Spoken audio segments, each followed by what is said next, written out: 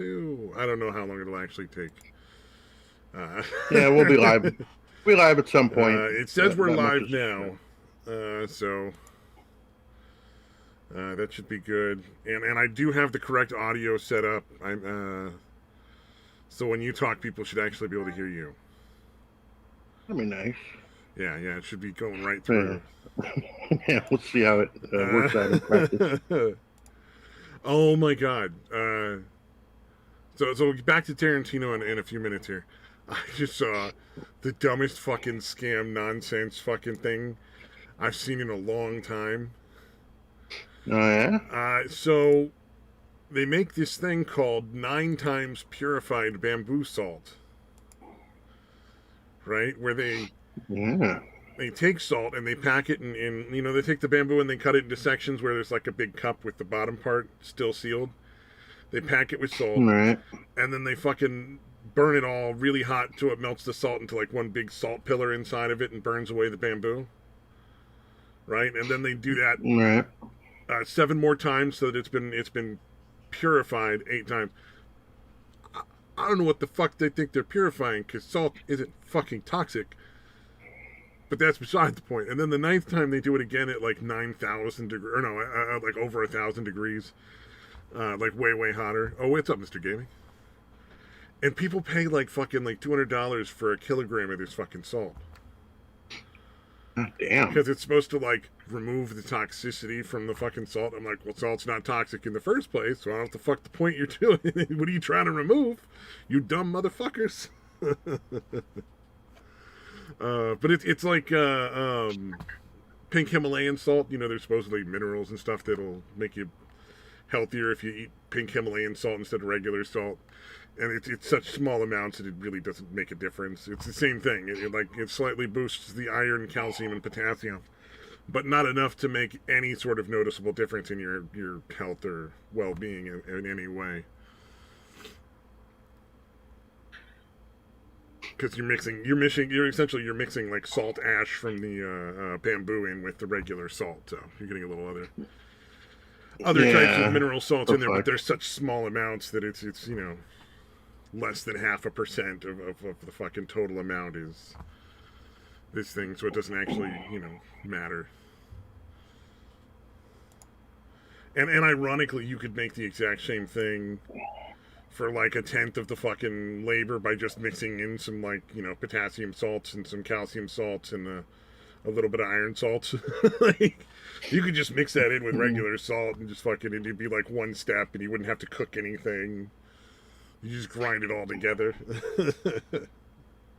It's fucking weird, dude. So it's a bunch of nonsense. Yeah. I was rewatching, you're familiar with JonTron, yeah?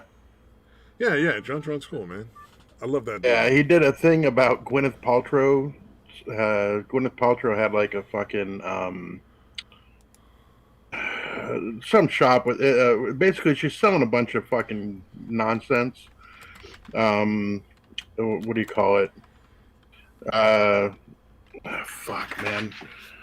I don't know, but she called the place Goop for some reason. She's like, well, most of the popular stuff has like two O's and a G in the name, like Google and Yahoo. So I figured I'd call it Goop because it starts with a G and it's got 2 O's in it. But yeah, it's a bunch of like wildly overpriced fucking nonsense. Like he opens it up with a fucking little spray bottle thing that says psychic vampire spray. That's supposed to psychic vampires. You know what I used to make for my sister when she was a little kid was I'd have to make Munster spray. You just fill like a regular spray bottle with just water, and you go and you spray for monsters in the closet and under the bed, and then they get to sleep. That always struck me as like the same fucking thing. Like, we're spraying for psychic vampires. Don't worry, they won't get you now. Yeah, it's fucking insane, dude. Like grown ass motherfuckers paying for this shit.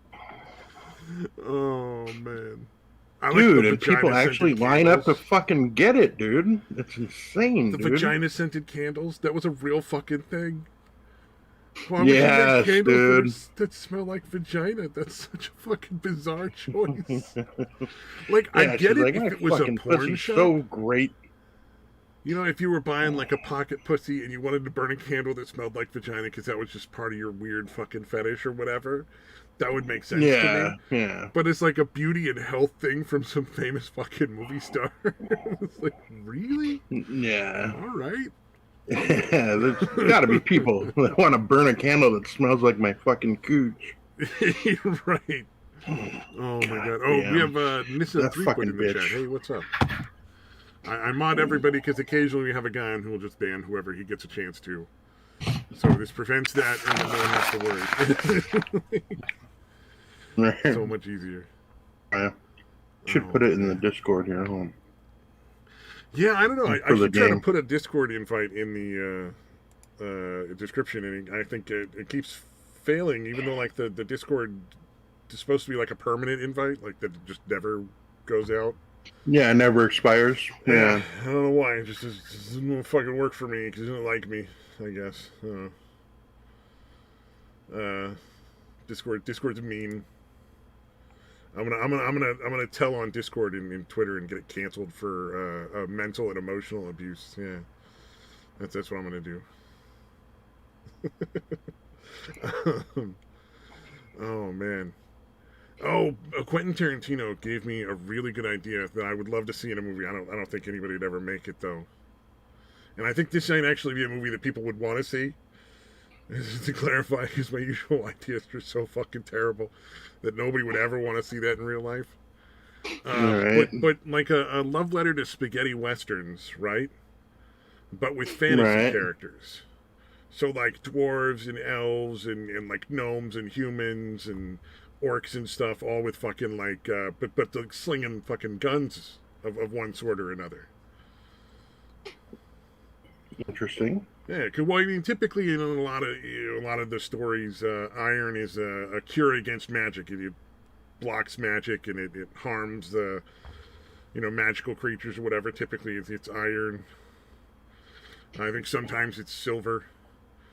But you can explain it all because humans develop technology, and this technology has given them a one-up. They're no longer like suffering from like glamour from the elves, or maybe the orcs are enslaving them. Now they can fight back because they're not as big and strong as the orcs, but they can shoot those motherfuckers, right?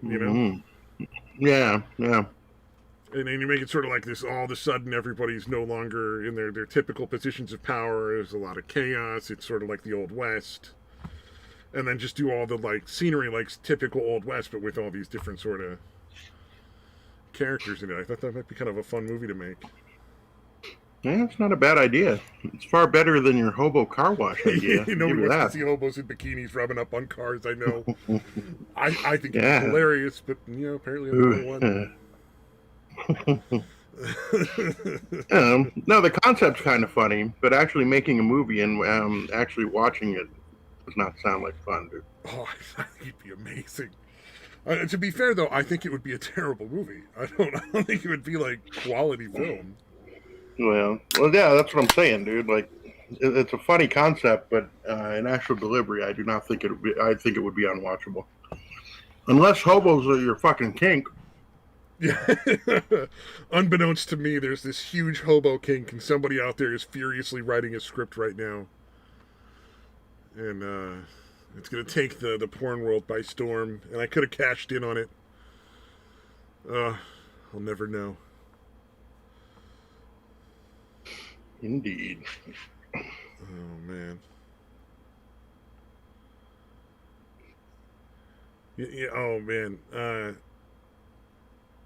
I've been on this kick of watching videos of RVs and like travel trailers and like tent trailer kind of things. They got all sorts of like wacky new kind of things. And there's one thing I've never seen on any of them that I thought was odd. It's like never in any of the luxury RVs, never in any of the destination trailers where they're basically like little, you're really only supposed to tow them to one place and just kind of sit them there for like the next 20 years kind of deal. They're not meant to be traveled from like, park to park all year long. Or any of the little tent trailers that pop open into like these big tents and have like little cooking pullouts and shit. I never see a spice rack. Mm-hmm. I I never see a spice rack. I think it would be a really handy thing if they gave you like a little spice rack with little like writing erasable, again labeled like set of spice jars that you could fill. So you could bring your salt, your pepper, your garlic powder, your whatever your particular set of seasonings are. Yeah. Fill a little jar, a little half-size jar with it, so it's out in your tent, trailer, and you never have to think about that when you're packing food. I just think that'd be a really easy thing to put in there, and be super handy. Yeah, it's kind of a pretty big oversight, actually, if you think about it. And the other thing is, I never see a truly safe place to store knives. Like your butcher's knife and your paring knife and your filleting knife and stuff like that. Except in people's custom-made vans. Yeah. So the people that are actually trying to live out of their vans, they'll put a big, really strong magnet bar along one wall and just magnet the knives to it. They don't go anywhere. Perfectly safe. Like, I'm just surprised that that's out there, but it's not in any RV that I've ever seen where they have a place to just store your knives so that they can stay. You have a set of little cooking knives out there. Yeah, that is kind of weird too. Right? Yeah, they got everything else covered as far as I've seen. I think everything else, the one thing I think that's kind of an odd thing, but is just I think a personal preference thing, is I don't understand microwaves.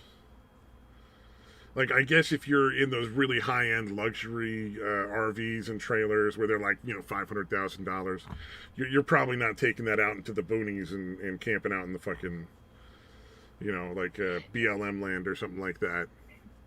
You're taking it to an RV park, and you're just playing another version of like, who's got the best stuff in the neighborhood kind of thing. You're just going and renting other neighborhoods to try to be the best in, because you're not camping anymore at that point. Yeah, you're just showing off.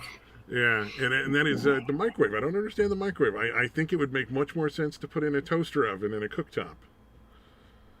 You could do most of the baking that you would normally maybe do in a toaster oven. Plus, you can reheat your food. It's not hard. Same roughly size. Oh yeah, popcorn. There's one that a lot of people don't do. I don't particularly care for popcorn, but yeah. Oh, that makes sense, yeah, with the microwave. The only popcorn I ever liked making when I was a kid, though, was that stuff where it's in like a pan, and it's flat when you start, but then by the end it's this big ballooned out like tinfoil. Oh yeah, yeah.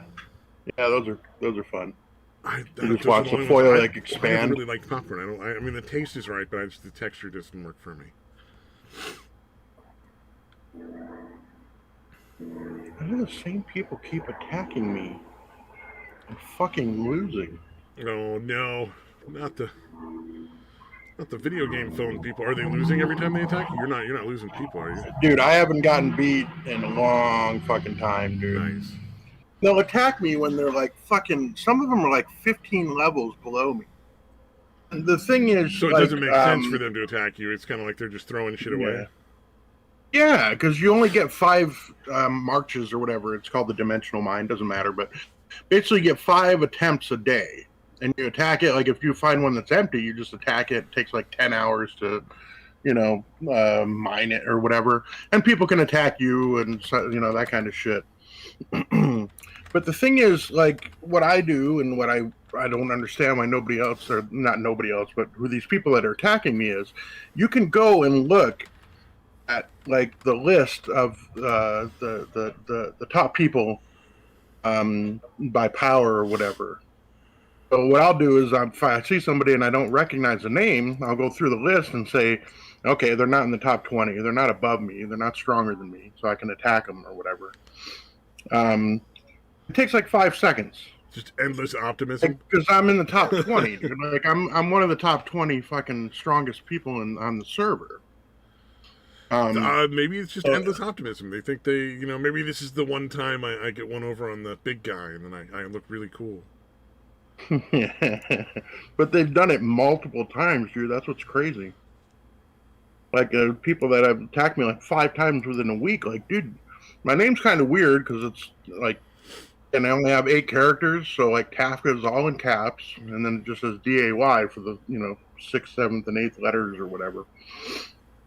So I don't understand how they're not remembering that they didn't even take out one of my troops.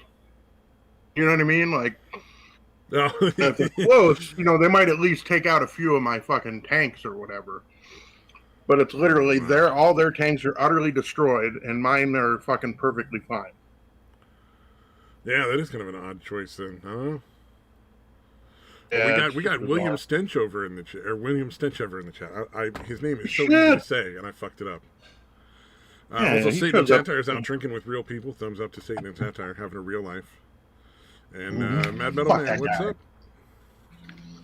Stenchover, he only shows up like once every 3 or 4 months now, dude. But yeah, thanks for stopping by, buddy. It's like the white stag in Narnia. Right. Like, it's, oh my god, we gotta go hunt the white stag. It's suddenly shown up again. It's such a rarity. William, come on and flash your cock and balls, dude, for old time's sake. I don't want to use balls. Well, we don't do video anyway, but yeah. Well, that's what I'm saying. The only people that have to see it would be you and me, and I don't want to fucking see that. That'd be like just punishing ourselves for no reason. Mm-hmm. Yeah, we're bad people. We deserve to be punished. Have to see his chunk. Why does that sound like I'm a naughty boy? Spank me, daddy. Like the way you're saying it. It's like, I don't know about that. Starting to get weird. Your head, dude. Oh man, that's in your weird head, buddy. Yeah, okay, you're right. I'm a little out of there. Oh, somebody posted a fucking picture of Twitter from Pokimane, where she took a picture of her vaccine shot, like bandage, whatever, like just the Band-Aid on her shoulder from getting the vaccine shot. And somebody said, please send me this in a sealed bag when you're done with it, and it has a close-up picture of the Band-Aid. That's true, since you used to be the only one to watch this shit. I don't know, man. The internet is getting scarier every day. Like, somebody wants fucking Pokemon's used fucking Band-Aid. Oh, God. You saw how well fucking Belle Delphine's bathwater sold. True. And really I want to think it's a joke, but people bought Belle Delphine's bathwater. Like... Yeah, like a lot. She saw it for like $500 a pop or something. I think it was 500. It was 50. How much did she sell? That's a good question. I don't know, much attention other than just to be like, haha, that's funny. People are dumb and they're buying dumb shit. Yeah, this dude. I don't know if you're familiar with Vito Gesualdi or whatever the last name is, but he actually bought it in fucking $30 a bottle. So that's not that bad. Yeah. Yeah, well, it's ridiculous still. It's absurd to sell it at all, but at least you're only taking like the price of you and another person going out to see like a matinee, Yeah, I suppose. How am I on? Oh, why did I go to the shill stuff one? Okay, there we go. For some reason, I was on the shill stuff one. Probably the same thing that happened to you when you posted that for whatever reason. Oh, I don't know. Yeah. Weird. I do know the thing that's driving me up the fucking wall right now is YouTube constantly recommending videos. I've clicked the do not not interested in button on. Dude, you know what I've noticed? I've noticed this for a while, but they fucking turn autoplay on you, dude. You notice that?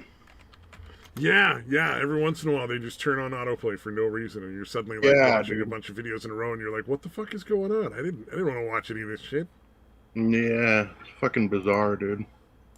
It's like some people will watch a bunch of stuff, political stuff from one side or the other, and then it always recommends a bunch of TV people instead of like the normal YouTube posse of people that do that kind of stuff. Yeah, it'll do a bunch of like the mainstream bullshit. Yeah, so you could be watching like you could be watching the Young Turks, and then suddenly it'll start like trying to get you to watch CNN and like NBC and shit like that. Yep. Instead of taking you to some other left wing stuff, or if you're watching the right wing, it'll take you to Fox News and stuff instead of other right wing YouTubers. Yeah, that shit's fucking weird, man. Yeah. It's kind of lame because it's. I mean, it's not weird. It's obvious they're just pimping out the old media because they're getting paid a bunch of money to do it. Yeah, yeah, which is really fucking dumb, man. Because again, YouTube and these places could easily make them completely obsolete. But instead, they're fucking, I don't think. I think they are obsolete. I think a lot of the numbers and stuff are fake. Wouldn't I surprise think me. YouTube is deliberately fucking with numbers. I think they'll intentionally lower numbers on channels that they don't want to promote. And they'll say, "Oh, we're getting rid of bots," but we know they're not getting rid of bots because a lot of the people that get unsubscribed are like, "Hey, I'm not a bot, and you unsubscribed me, so what's this nonsense?"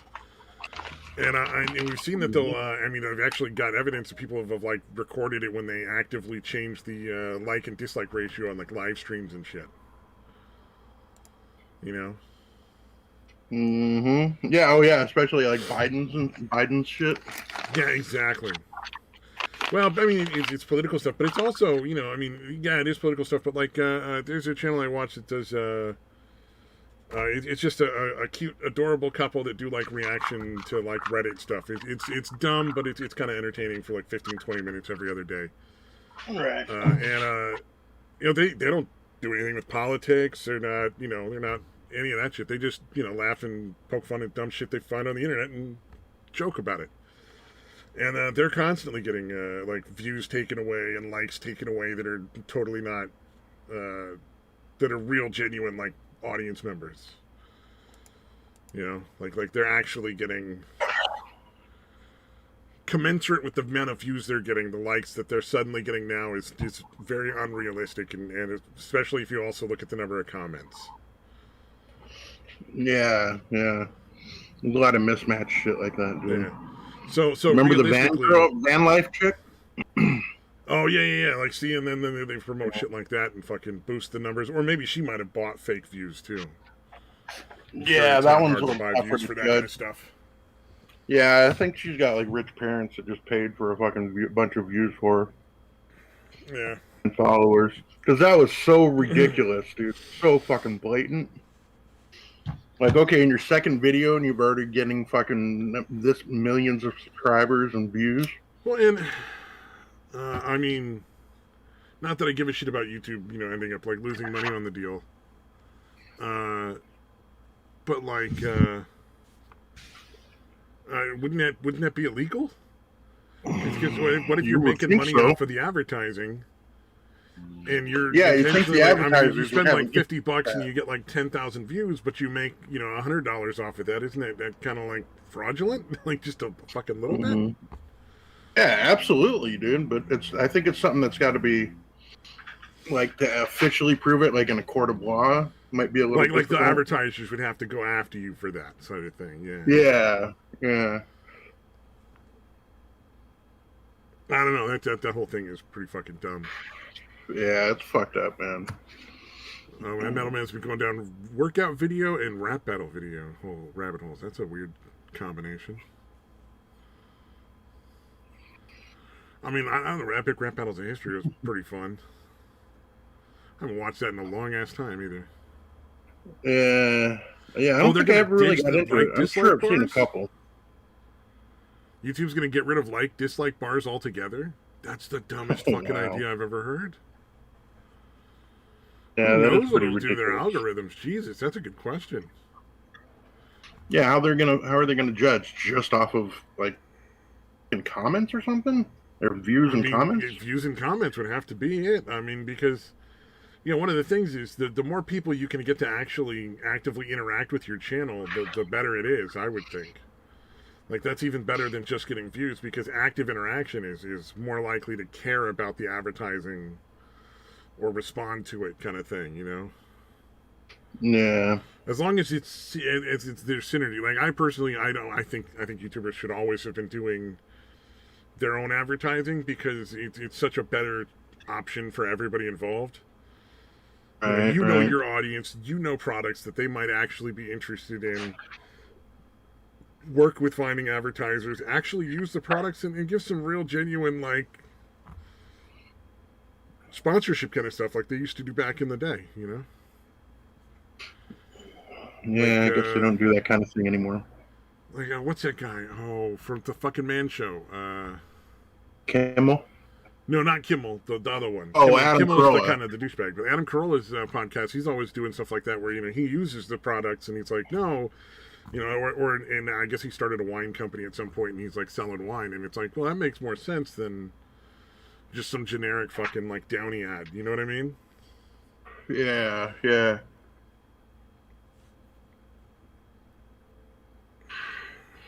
Yeah, at least Carolla stayed true to himself, dude. Yeah, Kimmel, I like Adam Carolla. Interested. I don't like that guy. Yeah, he just wants to completely deny his Man Show roots. And that shit was fucking hilarious, dude. Yeah, he just turned into a giant seller. Kind of like fucking, what's her name? The smut mouth bitch that he used to date, actually, right? I think that was like, nobody else could tell dirty jokes, but I did for my whole fucking beginning of my career. Yeah, that's Sarah what Silverman, made me that's famous. right. She was like, that's how I built my career, but you can't. Yeah, now it's really wrong. Now that I've made all my money. Because that's what I want. I want comedians that are careful with their jokes.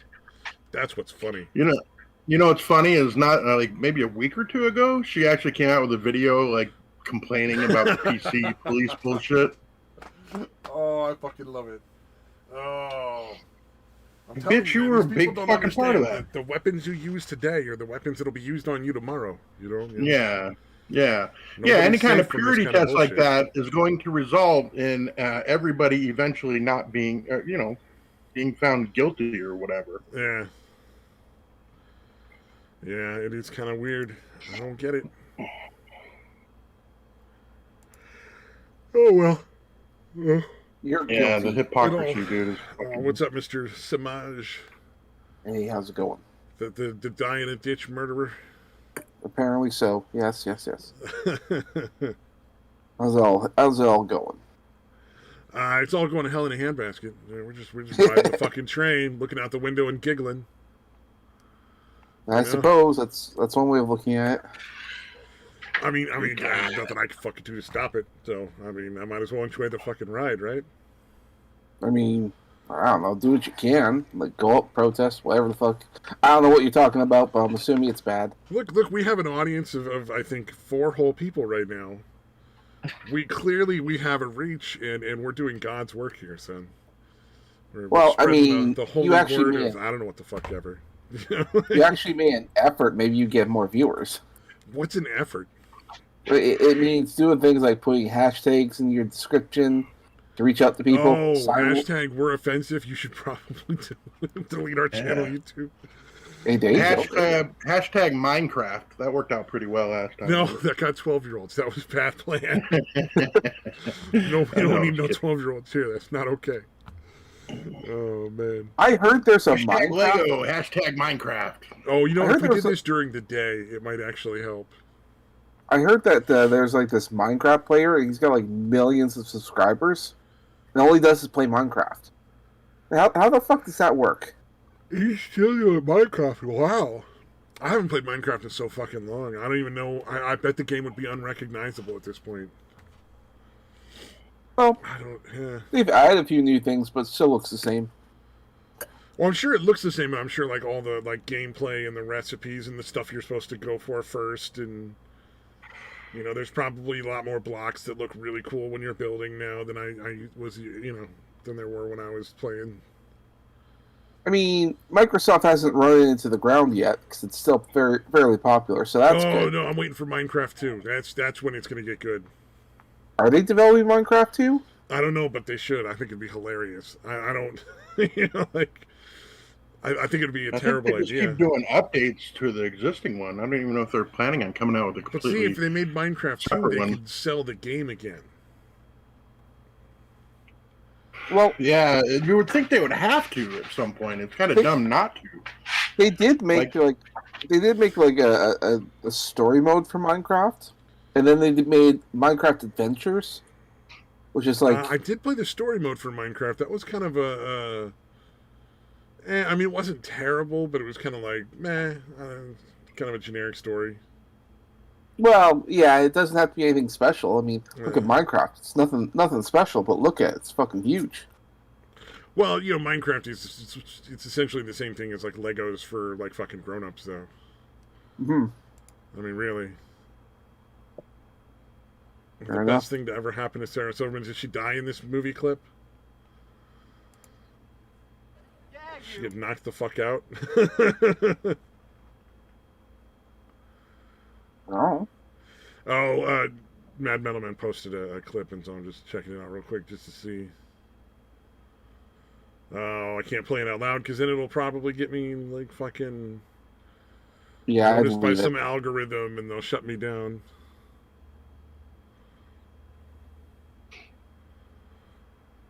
Oh, let's all stop for a minute now. Sorry, I'm eating a bowl of noodles, so. Ooh, noodles. Mm. Are there any swastika leg style noodles in there? I mean, if you look hard enough, you can see anything, really. Yeah, that's true. Like that noodle anime chick that somebody made with like Photoshop or whatever. I fucking hate those things. Yeah. Like, it fooled me at first. I thought it was real. But because there are some people who are, like, really impressive, but then you see, like, new art of everything. I thought that's when I realized this is fucking bullshit. It fooled me. It got me. I'm not doing it again.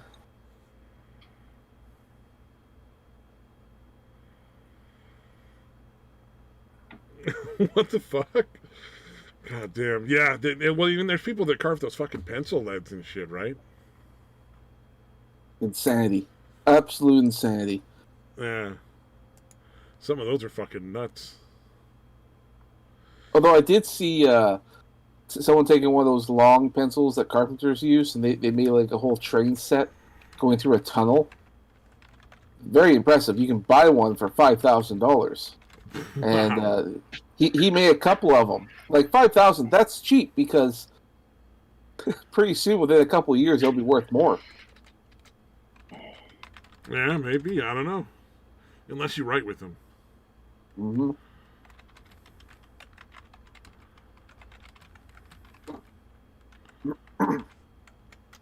I remember hearing about this couple in their 50s, and they would go out to like little art fairs with a bunch of art students would go to, and they purchase little paintings. Because you can go to the dollar store, you get like a canvas the size of a sheet of paper, and then people will just make quick little paintings and all that. They sign the back. And this Yeah. couple, they've been doing that for years. They just go there. It's a neat little hobby. They'll help someone out. Here's like a $5 here, $10 there. Well, the value of those things, like they accumulated a massive collection, and the value of it just skyrocketed because a lot of those artists end up becoming famous artists, doing things, paintings.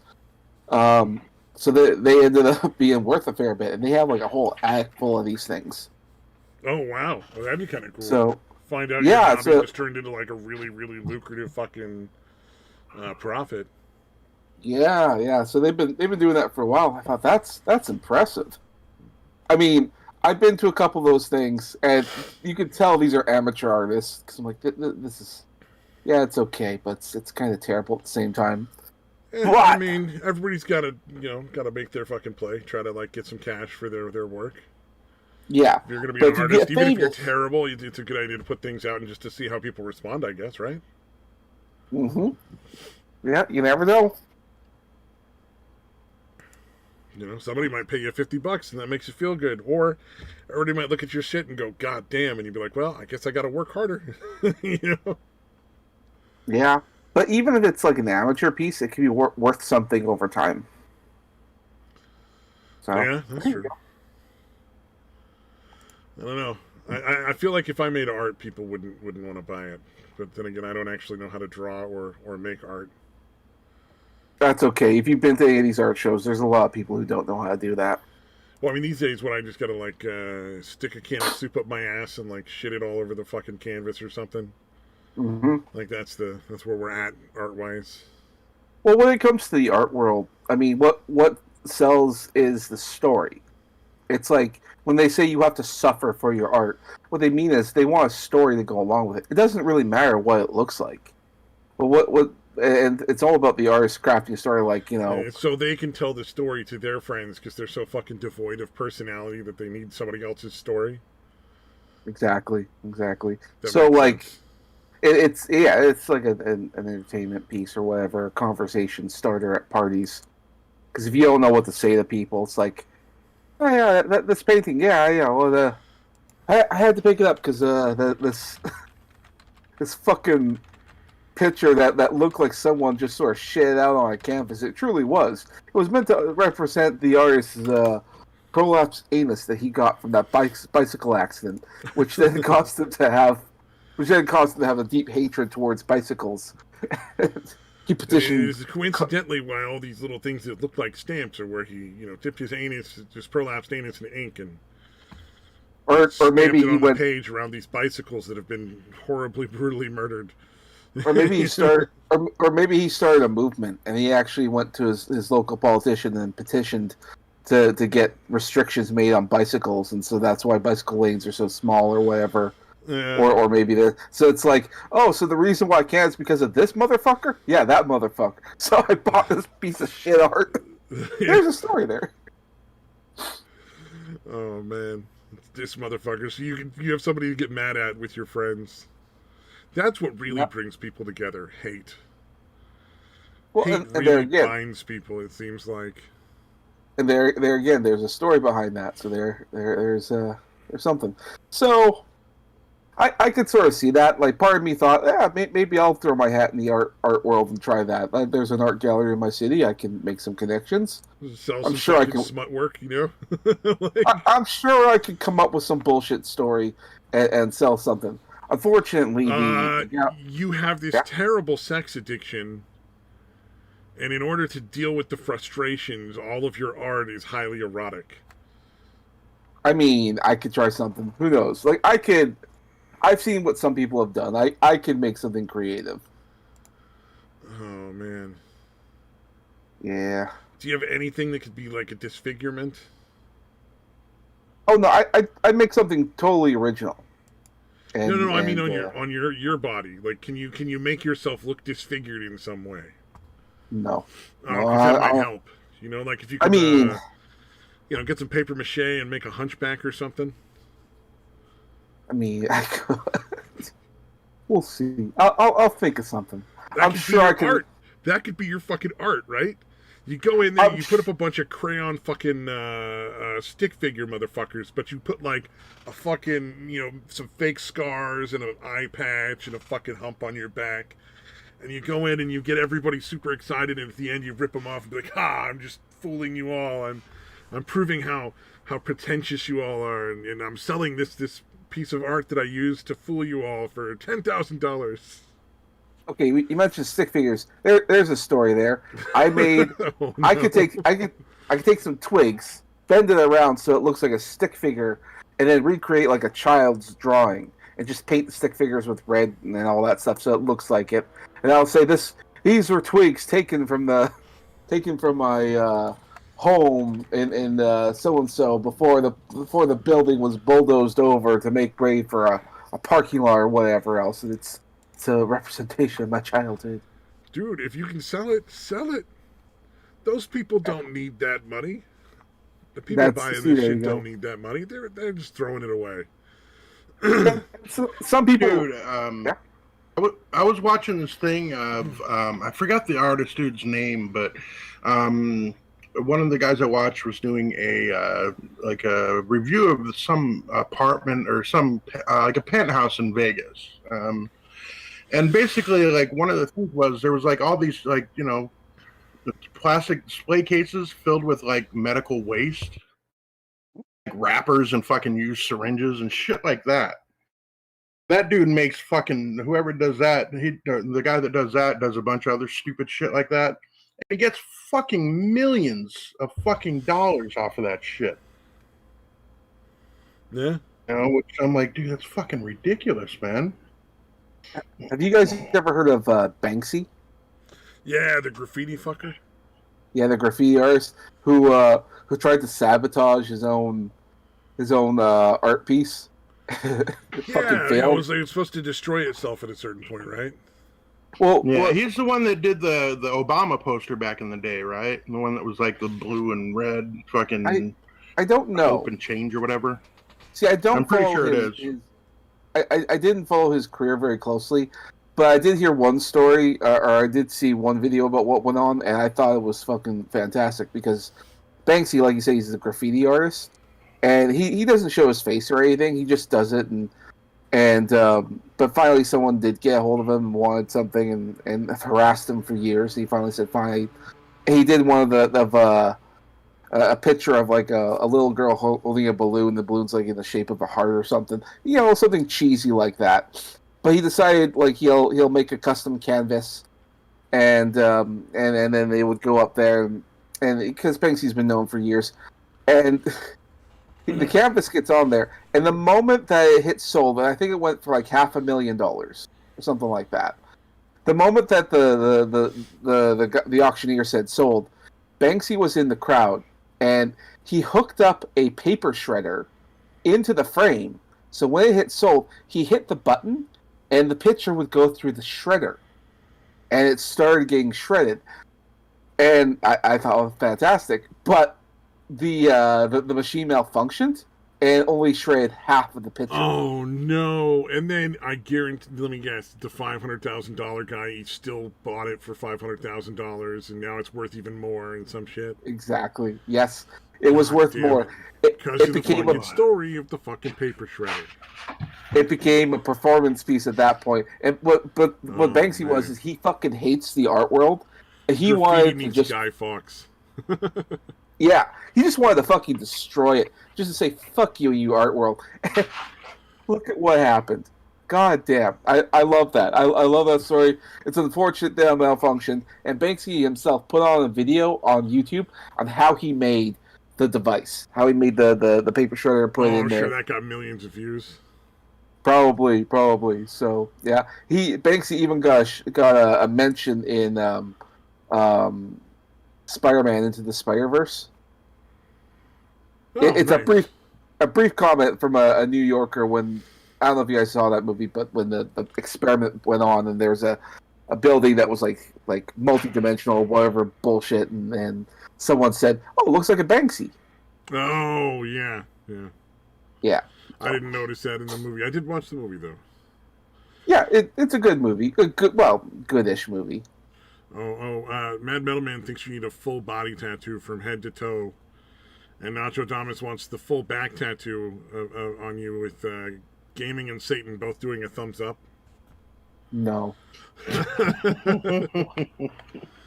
I can't imagine why you wouldn't want that. It doesn't seem so tasteful. I don't know. I thought about getting a tattoo, but with all the shit going on right now, I'm going to wait till after the collapse. And I say that because I'm pretty sure there's going to be a collapse pretty soon. Yeah, I'm actually looking at potentially putting some money in. I mean, I'd just be like a couple $100, but into like fucking crypto. Yes, do Dogecoin and do that. I have a feeling some of them are going to spike here in not too long. Not necessarily even because I think we're headed for a big fucking economic crash. But not even just because of that, but just because people think we're heading towards an economic crash. Well, it's obvious. Well, hyperinflation's got to kick in here pretty quick. Yeah, I agree, I mean, there will be a collapse. I can almost guarantee you. But part of the reason why I'm saying that getting the crypto is actually because Elon Musk is going to be on Saturday Night Live next weekend, I think, or is it this one? I can't remember. And he's probably going to do a shout out for Dogecoin. He's been doing it on Twitter for quite a bit, and it's skyrocketed in popularity. And it's going to grow again if he's on Saturday Night Live because now the normies are going to know about it. So yeah, I just got to figure out how to like invest in a way that I can actually be able to cash back out and understand what's going on. So probably by the end of the week, my next paycheck is going to come in like 5 days. That'll be when I probably get it done. Probably. Apparently, a bunch of the cast members had to have a room, a safe space room, to be away from Elon Musk because apparently he's the fucking enemy for them. Exactly. They didn't have a safe space from Elon Musk. This is a no Musk zone. If you ask me, everyone in that safe space should be fired, and that's a good thing. Like, Let's find the crazies and sort them out. If they're going to sort themselves out, all the better. Yeah, I mean, Elon Musk is a terrible person, but what the fuck kind of safe space shit? Well, I mean, to be clear, when I say I don't like Elon Musk, I don't like Elon Musk's business practices. I'm sure as a person, he's probably quite nice. I imagine he'd be very charming to hang out with for a day. You know what I mean? Like, a dude smokes weed. He seems like a relatively decent guy, just on a personal level. I think his business practices are slimy and gross. Yeah, I don't know, man. I think he was one of the ones because he had. I think he was fucking Amber Heard while she was still married to Johnny Depp, and I think he like tried to help bury Johnny Depp back in the day. So I think he's also maybe just a shitty person. Yeah, then that's pretty gross if that's the case. But I don't want to make the judgment unless I know for sure. You know what I mean? Like, it's too easy to dehumanize people now. I've been thinking about that a lot lately. It's getting way too easy to look at people as less than human. Well, in the case of Elon Musk, I mean, I think he's a relatively smart guy, but part of me thinks he's nothing more than a trend seeker. Because if you look at it, like, he was one of the early adopters of the electric car, or at least made a good-ish electric car, from what I've heard. And most of the people who buy that are wealthy people. The average person cannot buy a Tesla. Yeah. That's why I don't like his business practices. Just what he was paid for, all the money that was put into his company by all these different countries, was to produce a car that was under $20,000 that was electric and that people would be able to afford. Right. I think he saw. I think he saw the trends of the wealthy, and they were talking about the whole, electric car thing. I think he got on that bandwagon. From a business perspective, he made the right decision for what the market was. Mm-hmm. However, he didn't just take, investment capital from people who just said, go out and make me more money. He took free money from governments and then just fucking told them to go fuck themselves, essentially. And that's where I have the problem. Like, it's not like he's going to pay all that fucking money back. Which is what should happen. They should be like, all right, well, we gave you, $1 billion. Cough it the fuck up. You didn't do what we paid you to do. Yeah. Well, I think, the main thing about Elon Musk that I don't like is that whole Neuralink thing that he's getting into. I don't like that. That makes me Neuralink. It's where he's creating the microchip that goes into your brain, allows you to control your phone. Why is he still alive? Well, he's assuming that's how it's going to go. Like right now, he put a chip into a pig, and the pig is responding. What scares me about that is that if you operate communication, you might be able to understand pigs, and I don't like that. I don't want to understand pigs. I want to fucking eat them. Exactly. We don't want to humanize him, but that's one of the things that he's doing. Well, that's a real problem. We're dehumanizing actual people and humanizing animals. There's a real fucking upside down world way of doing shit. Well, then you're not going to like this next bit, because apparently, have you heard about the chimera creatures? Are you fucking joking? I'm surprised you didn't hear about this. Yeah, okay, no, but I know what a chimera is, so I can guess. but do fill me in. All right, so I think it was in China. They made a human monkey hybrid. God fucking damn it! That's exactly what I fucking thought. Yeah. That's exactly what I fucking thought was going to happen, and I'm not okay with that. No pictures have been anything that makes life into a goddamn anime is not okay. Well, and the thing is, okay, so China did the monkeys. Fuck. So China did the monkeys, but in America they made the sheep people. So they have a human sheep hybrid. And then there's Nacho Thomas has got it right. I just want really advanced sex bots. I don't give a shit about all these chimeras. Give me a sex robot. Now, see, I don't want... They already exist. Have they been to a trailer park? I don't know. Like, we haven't seen them, okay? In scientific... Oh shit, there goes the planet. You're not wrong. That was so well fucking played, Nacho. Oh, that's so much better than a chick eating a cookie with her asshole. I just want you to know I appreciate that. Wow. God. Did you remind him, dude? Well, Now he's gonna fucking post it again. Maybe it's my fault. Maybe it's my fault for looking this all up because I've been big into this. I'm surprised no one ever heard about it. But then again, I'm the only one that's probably looking into all this bullshit because it scares the fuck out of me. And part of the reason that it scares me, okay, all right, animal human hybrid stuff, there might be some benefit. I can, so long as they don't go crazy with it, maybe euthanize the creature soon, fine.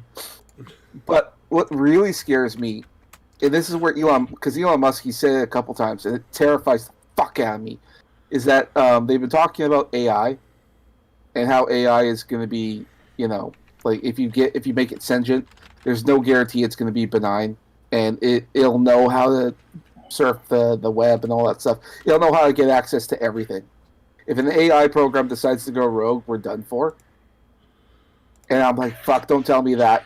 And then he assumes that the best case scenario is that you'll have a neutral AI, but a neutral AI is going to eventually want to take over. So, like, god damn it, we're going to have the Terminator. Why do they always humanize AI? They're not going to humanize it. They're just going to... No, because that's a human thing to want to take over.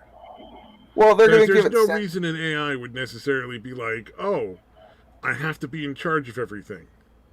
Well, okay, think of it this way. Power is a human goal, not a normal goal for everything. Well, what they're going to do, it's going to be benign stuff at first. Like, they're going to program the AI to find the cure for cancer. Okay, it'll figure it out, and then we'll get a treatment, and everyone's going to think, oh, this is fantastic. I no longer have to worry about this. What else can it do? And it'll find a cure for every STD. It'll probably make your life longer. You'll probably live for another 100 years and healthier. Maybe reverse the age. You'll find all these benefits. What benefit would there be for the AI in ruling over a planet? What would it gain? It's not that the AI would even necessarily want that. It's that they're going to do it anyways. That the people who are going to design it are going to assume that, oh, this thing can run the planet better than we can. And they'll give it all this control. And to make matters worse, in the case of Elon Musk, he did a test thing recently with this like row of lights in the sky. You can sort of see it's the satellites that he set up so that everyone could have the internet.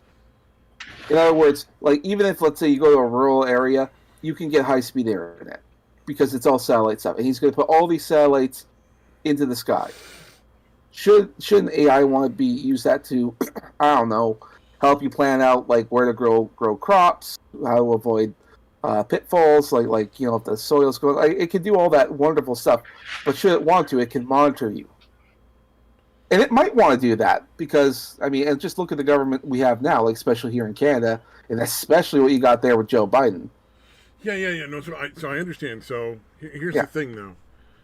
The problem with the concept of AI taking over, at least in my opinion, is that there's no real motivation for the AI to take over. It doesn't gain anything. I know. Humans want power because they want to like spread their genetics. It's like an instinctual drive.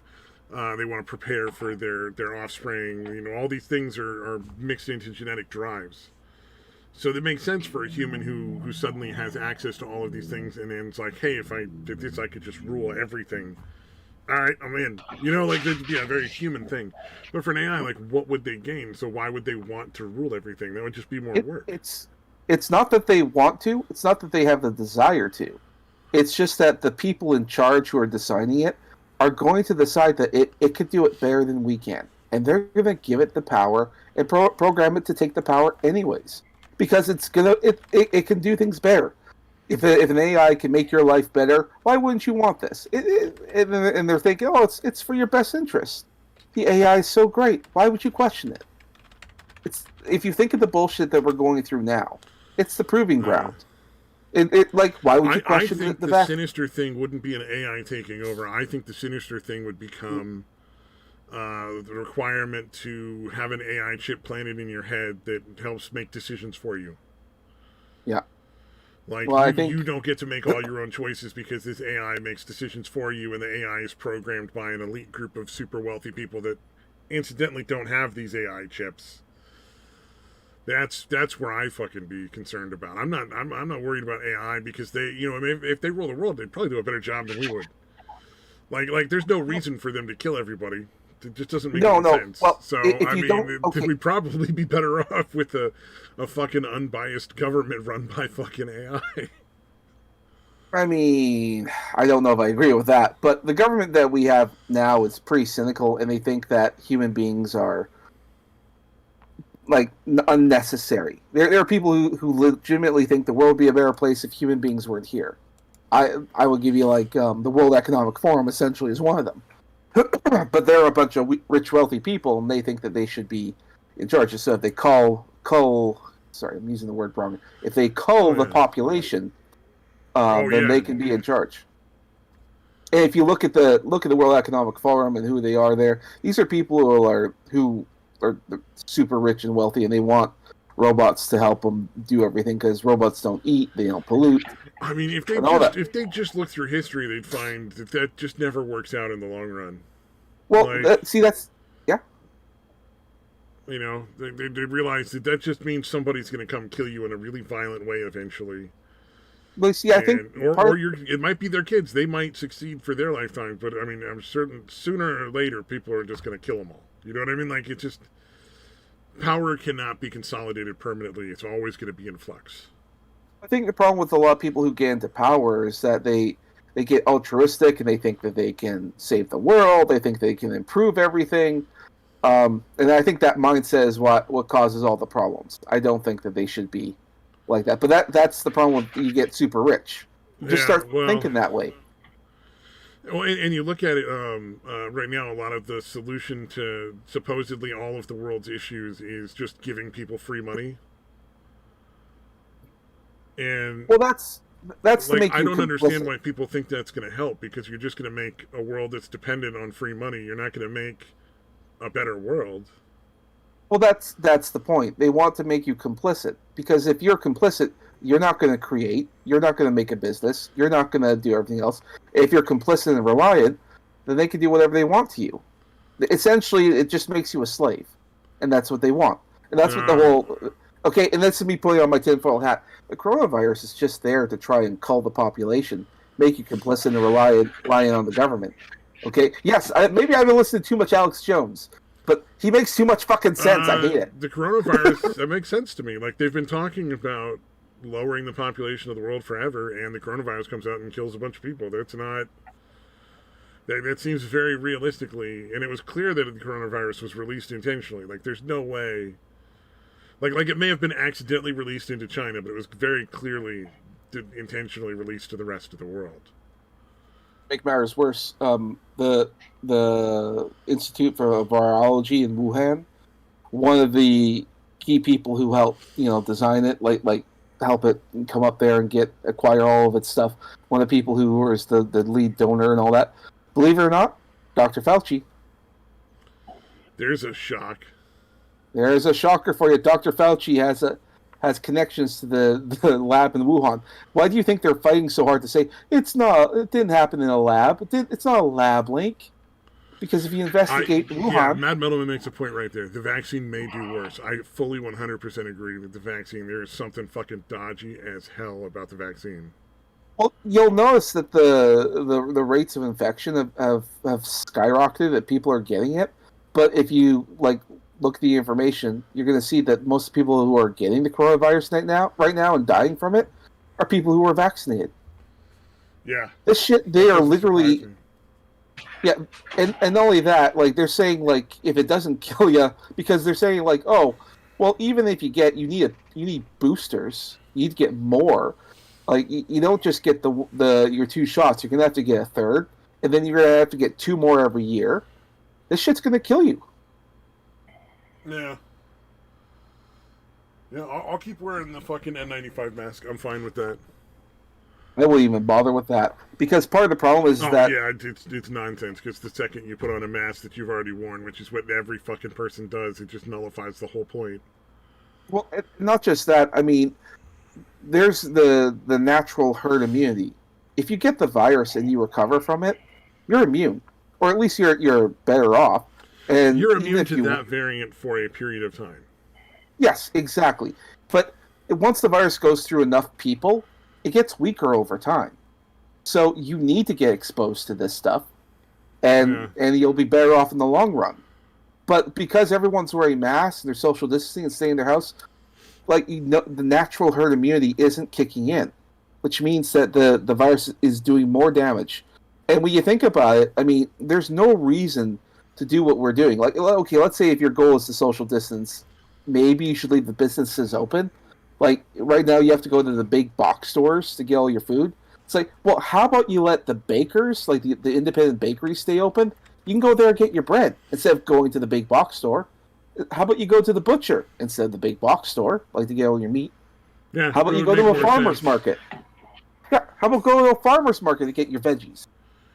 Well, it's like in my house right now, we're putting a couple of real big planter boxes in the backyard, and we're going to be growing potatoes and onions and carrots, celery, lettuces, a lot of things it'll store for a really long time, plus some other things that'll be like good for like the season kind of thing. We're probably going to grow some like broccoli and some fucking squash and stuff like that too. Okay, squash is a nightmare, but good luck with that. Also, no, squash is delicious, man. It's so easy to grow. Oh, I didn't. Yeah, well, I mean, I made spaghetti squash last year, and that thing is a fucking monster. A monster. Yeah, you get some fucking massive squash. I've gotten like 8-9 foot long squash. That thing, that fucking plant devoured my garden, climbed across my backyard, and it nearly like took over, and the vines nearly ate one of my chairs on my deck. Yeah. That thing is a fucking monster. Yeah, no, you gotta watch him. Oh, that thing is. Yeah. Mad Metalman says he noticed that I guess he's saying make sure that minorities are getting the vaccine before any of the white people. Are they culling the herd? Like yes. Wondering if like that's what they're trying to do, because they've talked about that, these groups of wealthy people, when they talk about depopulating the planet. Yep. Yeah, well, because they say the world's overpopulated. In that respect. Yeah, because they're saying the world's overpopulated. That's one of the concepts. The world is overpopulated. It's not. But they're saying it is. Well, and not just that. I mean, they say, "Oh, well, there's not enough food." Well, I mean, food production can go up and go. New inventions get made. We have ways of dealing with it, but they don't want to talk about it. And not only that, populations naturally go down. Like if it goes up and up and up, and there's a moment of going down. It's not a big deal. But again, like if you look at the wealthy people, they'll see things like global warming and think we need to do something about this. No, not really. I mean, huh?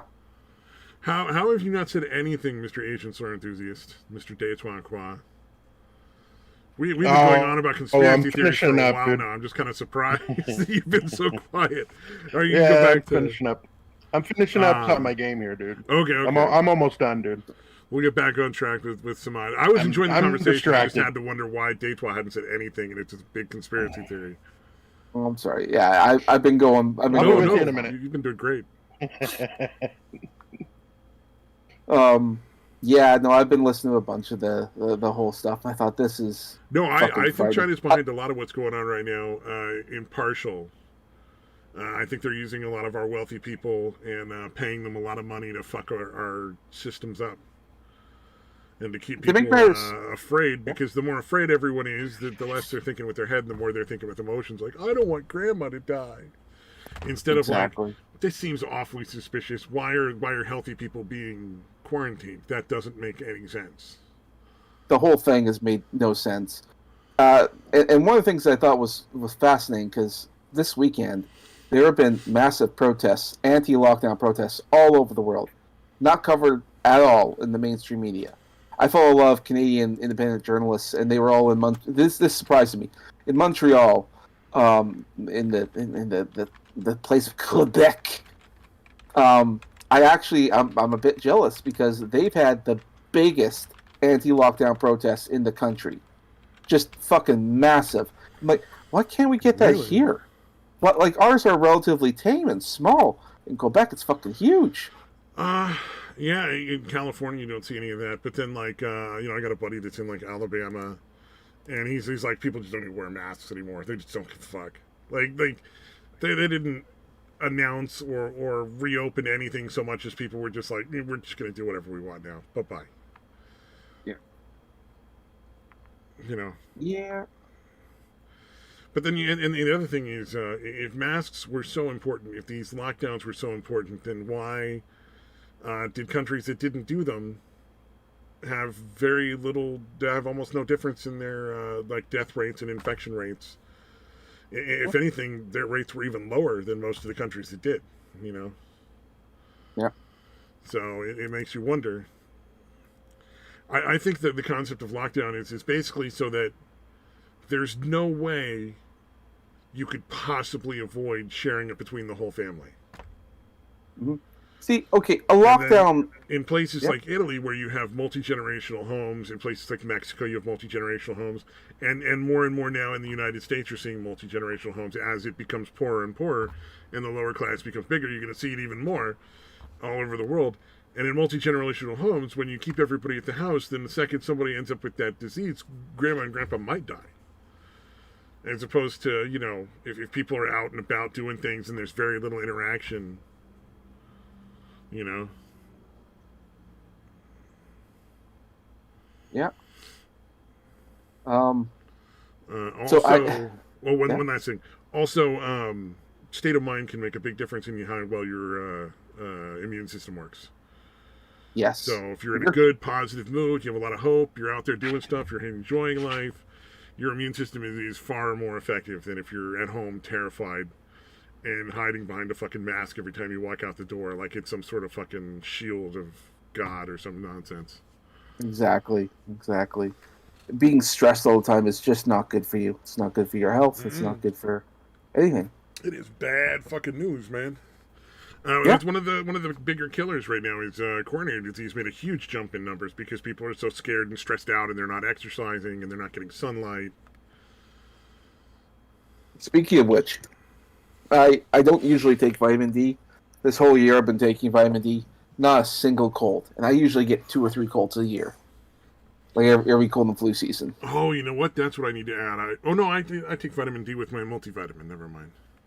I still would take vitamin D if I were you. The multivitamin's like a generic. Well, because a multivitamin's like a generic kind of a thing. It has a little bit of everything, but not enough of everything. It's like if you don't get enough in your regular diet, you take your multivitamin. You should still take. I would still say take a vitamin D. But I'm looking also, at my list of things here. I'm just curious. But it also depends on where you are. Like you're in California, aren't you? Yeah, I'm in California. You guys get a lot of sun, don't you? Yeah, for the most part, if we're allowed to go outside. I mean, if you're outside... It says it's 125% of my daily value, but there wouldn't be any reason I couldn't take a vitamin D pill in the mornings, too, instead. Yeah, I take a vitamin D, a multivitamin, and fish oil. So, doing okay. I prefer to eat actual fish than take fish oil. I think if you actually eat fish, you are going to be it's a much better source of fish oil than a pill. Fish is expensive, so tilapia. Get yourself some tilapia, some fucking halibut, maybe a little cod. You don't have to get the $20 a pound fucking salmon. You know. I'm in Canada. Most we get is salmon. Oh, most of you get salmon. Is that cheaper then? Yeah. In no. Canada? Oh, that's too bad. It's not cheaper. Actually, nothing is cheap right now. Everything is expensive. I don't know if you heard about the price of lumber, but that is bad. It is bad. We're working on making a deck right now, and we bought like 6 things in 2x4 of wood. Fucking $100. For six planks of 2x4s. It was fucking terrible. Oh, damn. Yeah, it's gotten so bad that if you're a carpentry student, they cannot afford to buy wood. They can't buy it. So if you need, what they're doing is that there's projects being done. You can learn if someone wants to buy wood, you can make arrangements and they'll have carpentry students over to make your project. Although mine's a small thing, so I wouldn't qualify. So. Yeah. Yeah. I've been yeah. Oh, I was gonna say, Mad Men was bringing up the thing that masks are like studies have even shown like that they're not really very effective outside of a clean room environment where everything is sterilized and you're not people are very conscious of not touching their face. Well, I mean, they're not designed for 24 hours, and they're not designed for a virus. Yeah. I mean, the medical masks that everyone uses are disposable things, and they're supposed to be used like in surgeries and operating rooms. It's the stuff that nurses like wear. N95 masks, they're for if there's dust and particulate matter in the air. So like if you have like California, the fires and stuff, wearing an N95 mask is a really good idea during the fires. Yeah, that part makes sense. A lot of smoke particulate you're not getting in your lungs. It's way better for you. But as far as the protecting people from viruses, it doesn't do a goddamn thing. Yeah, and fabric masks aren't really any good either. Well, and then fabric masks especially aren't good because people are like storing them in their fucking glove box or their cup holder in their fucking car and then throwing it on, and they've worn it like 20 times and they've never washed the fucking thing for like the last 2 years. It's never seen the inside of a washing machine. Like, that's probably the 90% of masks out there. They're just this huge viral fucking load in a cloth. Well, and not just that. I mean, like if you're wearing like any kind of a mask, it's storing all that moisture, and that moisture is and viruses and whatever bacteria in your mouth. Exactly, and there's mold that grows in with all that moisture, and you're breathing all that in. Oh man, what was it that I saw that was great? Anyone who has to wear one all day for work, I feel sorry for them because that shit will cause you damage over your lifetime. A whole year. Yeah. They did a thing I saw because like there's certain people that like to be like, this is science, and it's like, no, that's the guy in a sweater talking about forks. That's not actually the science of COVID viruses and vaccines. That's not even remotely helpful. That's just a jackass with a fucking sweater being silly. And then they put one up in a similar vein. It was showing the way masks work. And they show like the cough going out of somebody's mouth, and they show you how far it spreads. And then they show you a guy doing the same like cough with the mask on, and it doesn't spread half as far. And I'm like, but it still just goes right through. Like, do you not understand that that's just proving everybody that says masks are dumb, right? Right. Well, and not to mention, I mean, they'll do those slow motion videos, and they'll put it through like a what's I forget what it's called, when we can see the heat from the body coming out. I mean, that doesn't it. Yes, it proves that the masks are useless. If the viruses are getting sprayed out of your fucking mask every time you fucking cough, the fact that they're not traveling as far is sort of immaterial. Yeah. Like, oh well, it's a good thing I don't stand 6 feet away from a door when I cough, because then it might matter.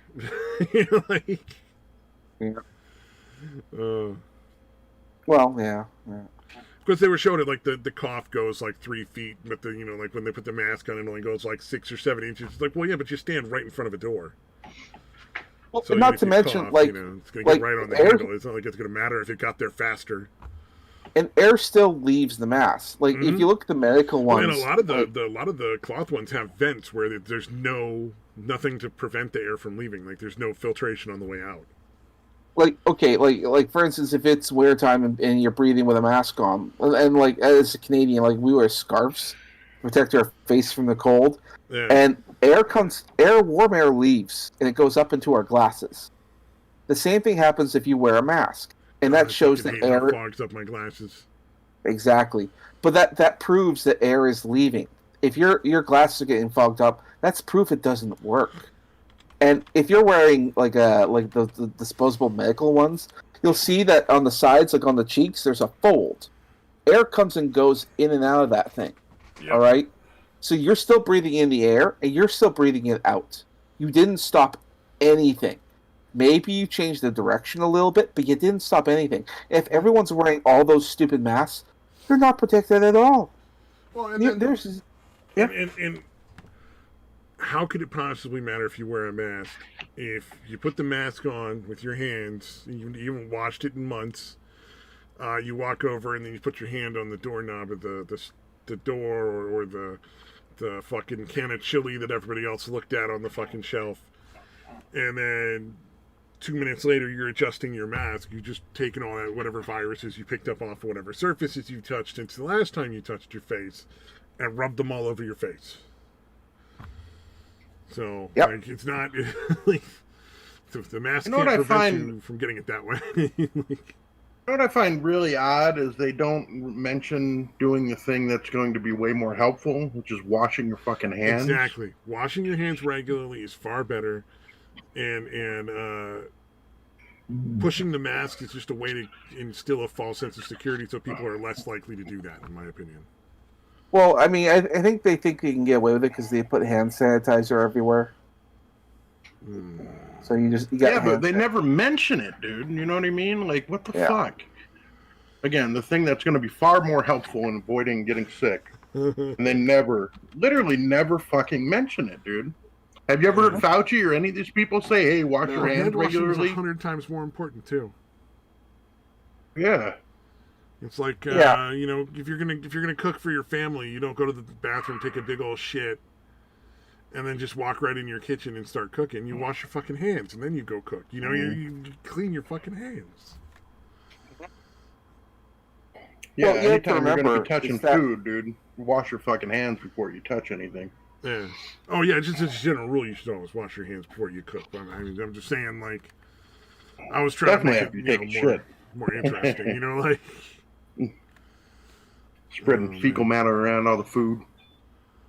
Now, Mad Madam says you should wear as many layers of the masks as it's needed to asphyxiate them and do us all a favor. That's probably the point. They're trying to kill us all. But we always have to remember is that if you can buy off a politician, you can definitely buy off a doctor. Or a judge. Or a judge. Or a scientist. Or an expert. Like in Dr. Fauci's case, I mean, there's a chance he was bought off, but I think he's bullshitting for self-preservation, because when a proper investigation goes into the lab in Wuhan, and they look at, because he is involved in that, I mean, what's going to happen to him? He's probably going to end up in jail.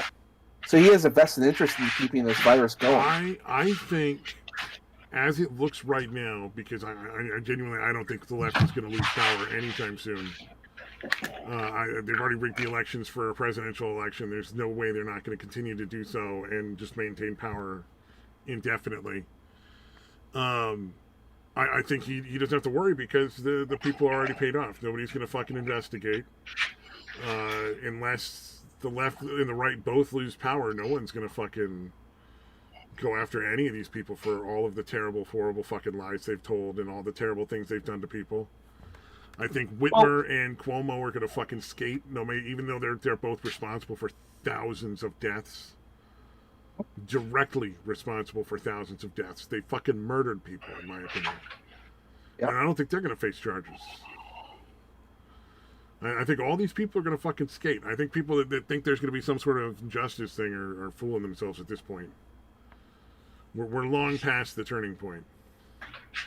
Well, I mean, if you say that, I think that the other possibility is what's going to happen is there'll probably be a revolt. And I think that's actually what they want. They want there to be a revolt of some sort. That's why they're pushing it as bad as they are. Like, look at the bullshit that Biden's doing. Like, what the fuck is up with him? He's signing every executive order. He's doing all exactly the same as Obama did. This is also but on steroids. He's doing. Oh no, I mean this has been the standard. Trump was probably one of the people who signed the least. But the standard for a while has been to go in and just sign a bunch of executive orders, because you can't get Congress, so you have to be a dictatorial style ruler and just pass edicts. Presidential fucking orders or executive orders, I should say, are probably the least constitutional thing that we have right now, and that should definitely be eliminated altogether. The president was never meant to be that powerful or rule that absolutely. Yep, absolutely. Well, I think Biden. I do think he's checked out. I think he's got dementia. He's clearly being puppeted to do whatever. In the end, we all might feel sorry for him, because this is Well, we may all feel sorry for him in the end, because this is the worst case of elder abuse that has ever been done. Because they literally puppeted him all the way to be president. Like, That's terrible. Why would you it do wouldn't that? surprise me if he genuinely thinks he won. I mean, I think some days I don't. he does. I think some days he thinks he's still just a senator. There are probably some days when he thinks he's still just a senator. That's true. Well, Yeah, well, I it's the dementia. I mean, He's you'll like, it's not definitely 1998. I thought we were still in 1998. What do you mean 2021? Yeah. Oh man, he's gonna get a knife. And there are definitely and times. set There are some definitely people times straight. when he thinks he's vice president. Well, he knows he's vice president. He's just, Well, and he's called Kamala like President Harris a few times. Like, why would you do that? But like I said, Like, no even one he can't believes. believe it. Yeah, I think like the American people know this is rigged, and as time goes on, they becomes plain as day that this is not okay. So, Biden is clearly unfit for office. I think like there's a lot of people who did vote for him who are totally regretting it right now, and not only that, like Oh, there were the fact articles that- like 3 weeks into his fucking presidency where like all these people were talking about buyer's remorse. They're like, oh, I didn't know this about him. well, Like yeah, the shit with the Ukraine back in the day. Like they're like, oh, I didn't know that. Or the fact that he immediately reopened all the fucking jails for kids. Yeah. That Or the the- yeah, college it's kids way worse than it going was back into jail under cells Trump. in far worse conditions than they ever were under Trump. or canceling the Keystone XL pipeline, which, by the way, I think it was like 20 states are suing Joe Biden because of that, because of all the jobs and money it's costing It them. shouldn't even be up to him. Nope. It shouldn't be a Yeah, that decision is he pretty gets to fucking make ridiculous. at all. Those decisions were made by people, and they should not be under the purview of government at that point. Like, once it's already been finalized and everybody's agreed and signed contracts, that should be the end of it. You would think. Mm-hmm. Yeah, unless they're actually breaking laws or something. Yeah, it's fucking Or there's ridiculous. extreme circumstances, like we know for a fact that if you put a pipeline through there, you're going to cause a fucking volcano to erupt and kill a whole town, you know? Mm-hmm. Yeah, it turned out the protesters of the pipeline were doing far more ecological damage than the fucking pipeline. With their fucking trash and their shit and their piss. Oh, yeah, I'm sure the Native Americans were like, can we get these college kids the fuck out? Because they are destroying our Yeah. land, and we don't like them very much. Yeah. Find some other cause that's more ecologically friendly. Like, they're just kind of And then repellent shitting in and pissing. general. Goddamn. There's since you brought up like Aboriginals and stuff. There's what's considered an Aboriginal band here in Canada called the Wet'suwet'ens, and they would protest railways, like trains and all that. They would protest different areas. They would block roads to make a point. But if you look up the Wet'suwet'ens, they are not an actual band. They are not an actual group. They are they're people you can hire. If you look on their website, you can hire, and they can do things like go out and protest and everything. But they also do things like birthday parties, like Aboriginal birthday parties. Wow. And I'm like, who the fuck are these people? And they hold zero power, but they're using the Aboriginal culture to, say like this is our land. They're trying to, and they were one of the key factors to try and stop the Keystone XL pipeline here in Canada. Yeah. They were protesting that. Oh, it was fucking ridiculous. And then they bring on some of the representatives and all that. They're saying how this is our land, blah blah blah blah. Like, why are they on the news?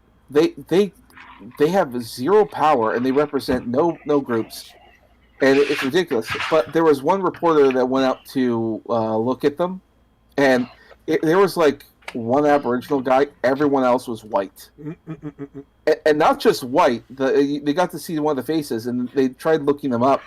And one of the people who was there is a kid from a rich family in California.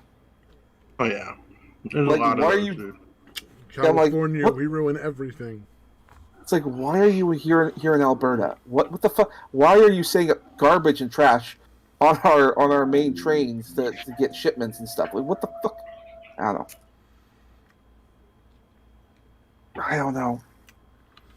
And speaking of California, you guys, Oh no. you know how I bitched about the We Charity scandal here in Canada? I don't know if you guys remember that, but it was an incident with the government giving these people a lot of money. It was ridiculous. Well, turns out that the We Charity scandal, or the people who run that, have a connection. They do tours and stuff in America as well. And apparently, they were getting a lot of money, not just from Canada, but also from California. And they were swindling people out of money. And they were best friends with, I think, with Gavin Newsom, just like they're best friends with Justin Trudeau. So it's like these guys are fucking scumbags. Sounds like it. Yeah, so that's an ongoing thing here in Canada.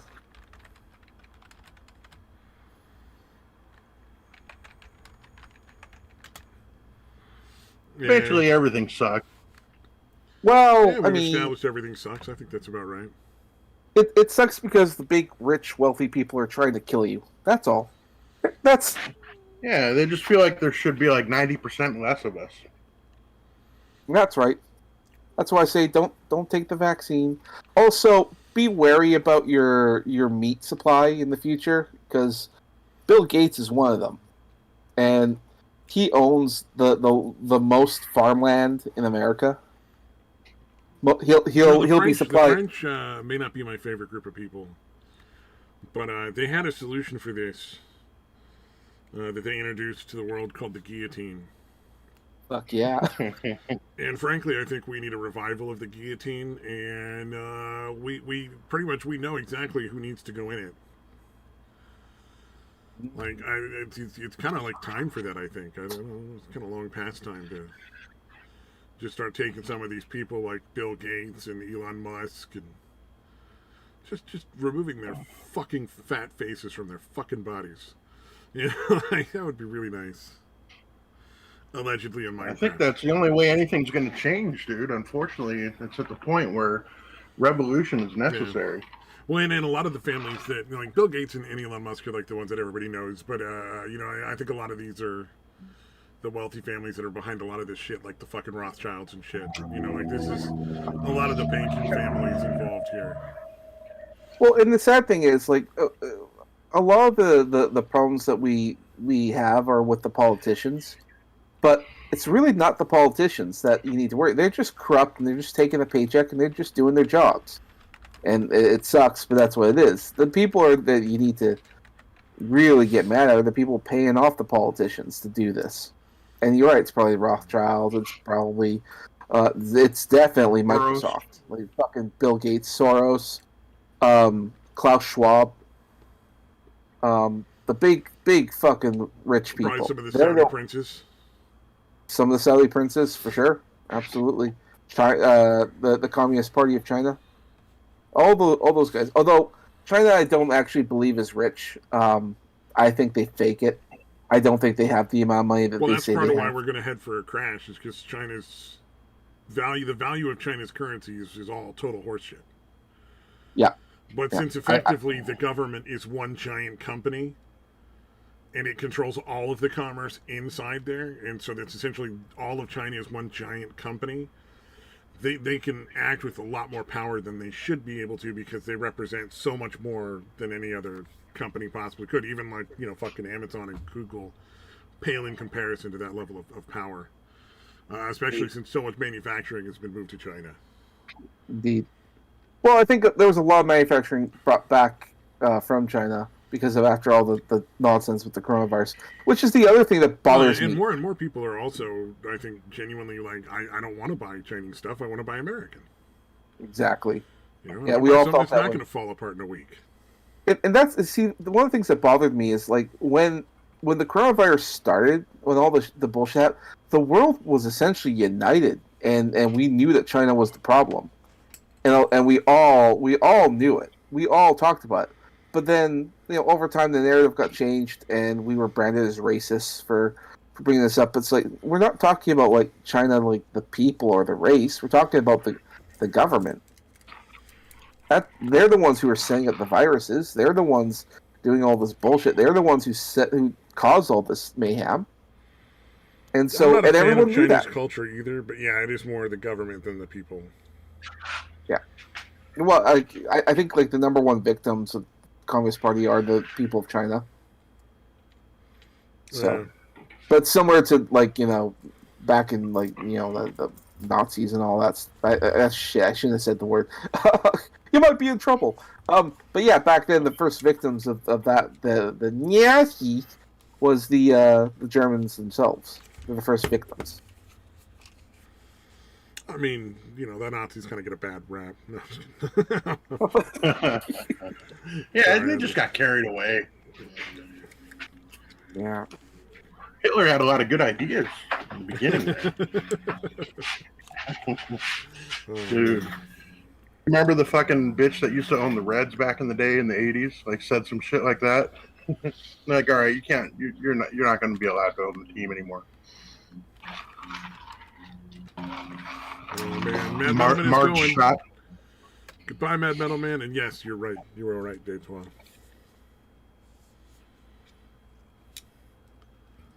You are correct, sir.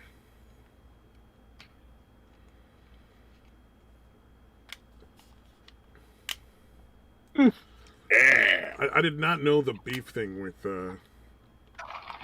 Bill Gates. I did not know he owned a bunch of farmland. That's actually kind of scary. Yeah, well, there again, I mean, he's deep into this as well. He's one of those rich people. So, like, he owns pretty much the largest amount of farmland in the country. So, if I were you, if you need to get meat, try and get in contact with a farmer. Go to a farmer's market. Like 5 minutes from my house is like an actual old-style butcher shop. Okay, good. Yeah, do that. I've been meaning to go there, but I think now I might actually be willing to. To. Find out, if you get a chance to talk to the guy, ask him where he gets his meat, and find out if the farmer, or if it's from a farm factory that's owned by Bill Gates. That's what you want to do, because even then you might have to wonder, like, if you go to a farmer's market, you know those are farmers. Mm-hmm. You know that's actual stuff. So there's more connection, and probably better connection from there. I would trust nothing, and it's the same thing. Like some of the farmland, it's not just the meat, because they also have farmland that holds like corn or other vegetable related stuff. So some of that you have to question as well. So yeah, get in contact with the farmers. Not a bad idea. Like if the farmers market was allowed to be open, I'd be there. They're open on Thursdays, so I would go there. But they're not open now. They're not allowed to be. Well, and also yeah. from a perspective of just basic preparedness, but enjoying fruits and vegetables, man, the varieties you can grow for yourself taste so much better than anything you'll get in the store. For sure, it's so rewarding. It doesn't take a lot of effort to garden. There's a lot of initial effort in the plant. And there's some effort when you're harvesting, but for the most part, the maintenance is just, throwing some water out there. And you can even automate a lot of that with just a couple of cheap things from Walmart, like where it'll water for like an hour twice a day for you. It's so worth it, man. I mean, from onions to strawberries, it's just so much different when you grow your own food. It's so much tastier. Well, there you go. Speaking of water, I also got paranoid with that. Oh, you got paranoid about water? So, yeah, well, because I live in the city and we got all the city water, and they were talking about the fluorides and stuff. It's not good for you. I'm like, yeah, okay, that kind of makes sense. And then I learned about, because I have a water bottle, and I learned about microplastics. Okay, I think microplastics are nonsense from what I understand. Well, okay, they pass that on. I don't think they're real. I think you might be falling down the wrong rabbit hole there. Well, no, because the thing is with like microplastics, it's just like over time everything degrades. That just makes sense. And plastics, because they're meant to be recyclable and all that, they're supposed to be able to degrade and do that stuff. But we use if you take it, it will get into your system. And over time, you're not going to notice anything, but it does increase your chances of getting cancer. Well, what is the time frame? Well, granted, I mean, Because you're not if going you to. bury a plastic thing, it takes thousands of years to break down into like dirt. So, what is the time frame of these supposed Well, microplastics? well, the plastics that we have here are not. They're designed to degrade sooner. That's the problem. And the reason why we designed to degrade sooner is because, well, one, Okay, but sooner on what scale? Like if I throw away a fucking what are the nitrile or it's like an N. well, Nalgene plastic bottles. Those are the ones that are supposedly like the best from everything that I've heard. Like okay, like granted, it's if not I bury like one of those in my backyard, is it going to be gone in a month or is it going to be gone in like 500 years? You know, like because maybe it's not 1,000, maybe it's 500. I mean, what's the? Well, okay, yeah, scale? like we're talking about, like I'm talking micro, like we're talking very small amounts.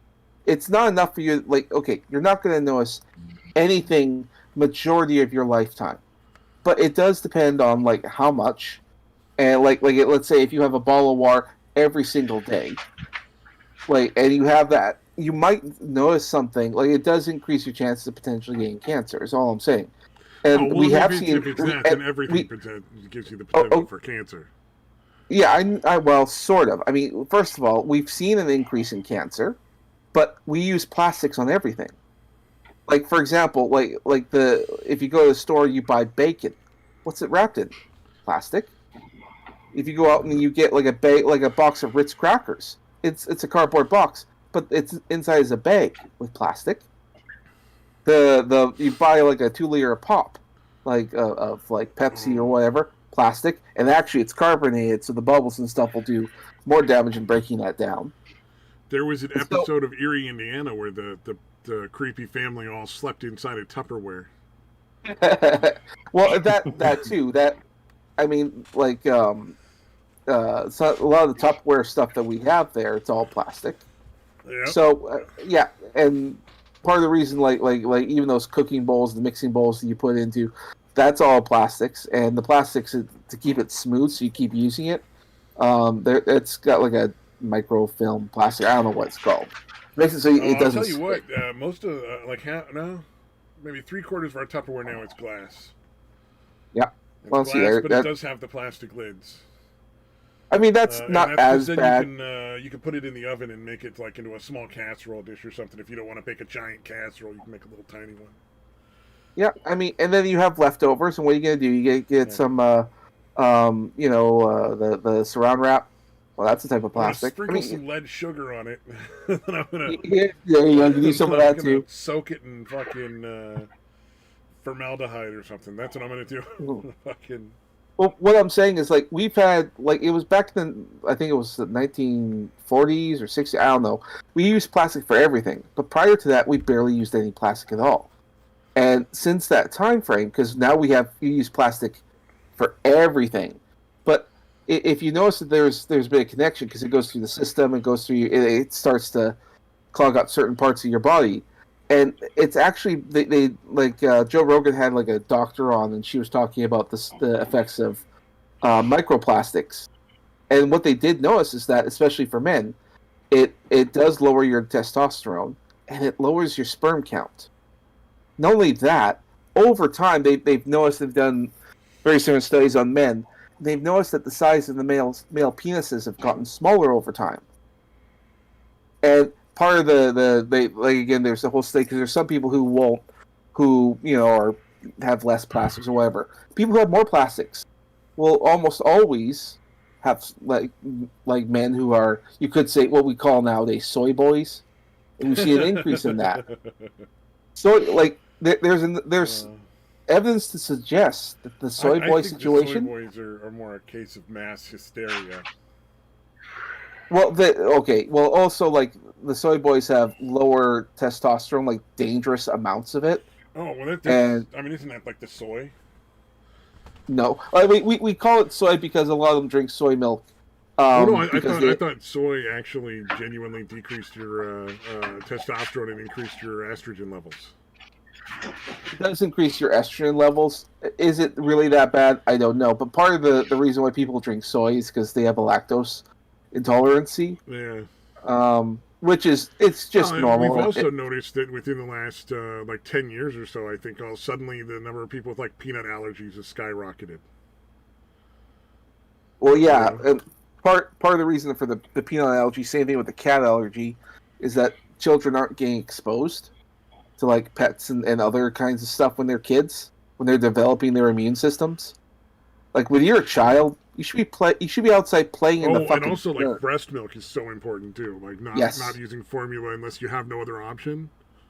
Well, and there again, that was another thing. I don't know if it was connected or something. I can't remember, but I remember hearing that quality of breast milk has gone down in women, and that also may be connected to plastics. That's more likely just connected to general poor health, more and more. Could be that health. too. Well, I mean, we're assuming that, but even with good health, or at least trying to live a clean life, there's still a decrease. I don't believe in microplastics, but even if they did do something, I would imagine that it's a cumulative effect of that and like a dozen other things that are also causing the same problems. You know what I mean? Like it's probably not a main issue. It's probably like, well, you connect, people have more sedentary lifestyles, people are eating more sugar, people are eating more weird genetic shit. Soy is becoming like a part of everything, and it kind of fucks with your hormonal levels. You know, like well, there's more radioactive, or not radioactive, but like radio waves and stuff going through the air, like microwaves and radio waves and cell waves than ever before. Like I think these could be more a case of like tiny little boost of possibility for cancer here and tiny little boost there, and it all adds up over time. And I don't know about the whole radio waves thing because I don't know. I'm just giving it the same credence I would give everything. Like I include microplastics in that because but provided everything everyone says is bad for you is okay. But what I'm getting tiny at, little bits at a time, you know.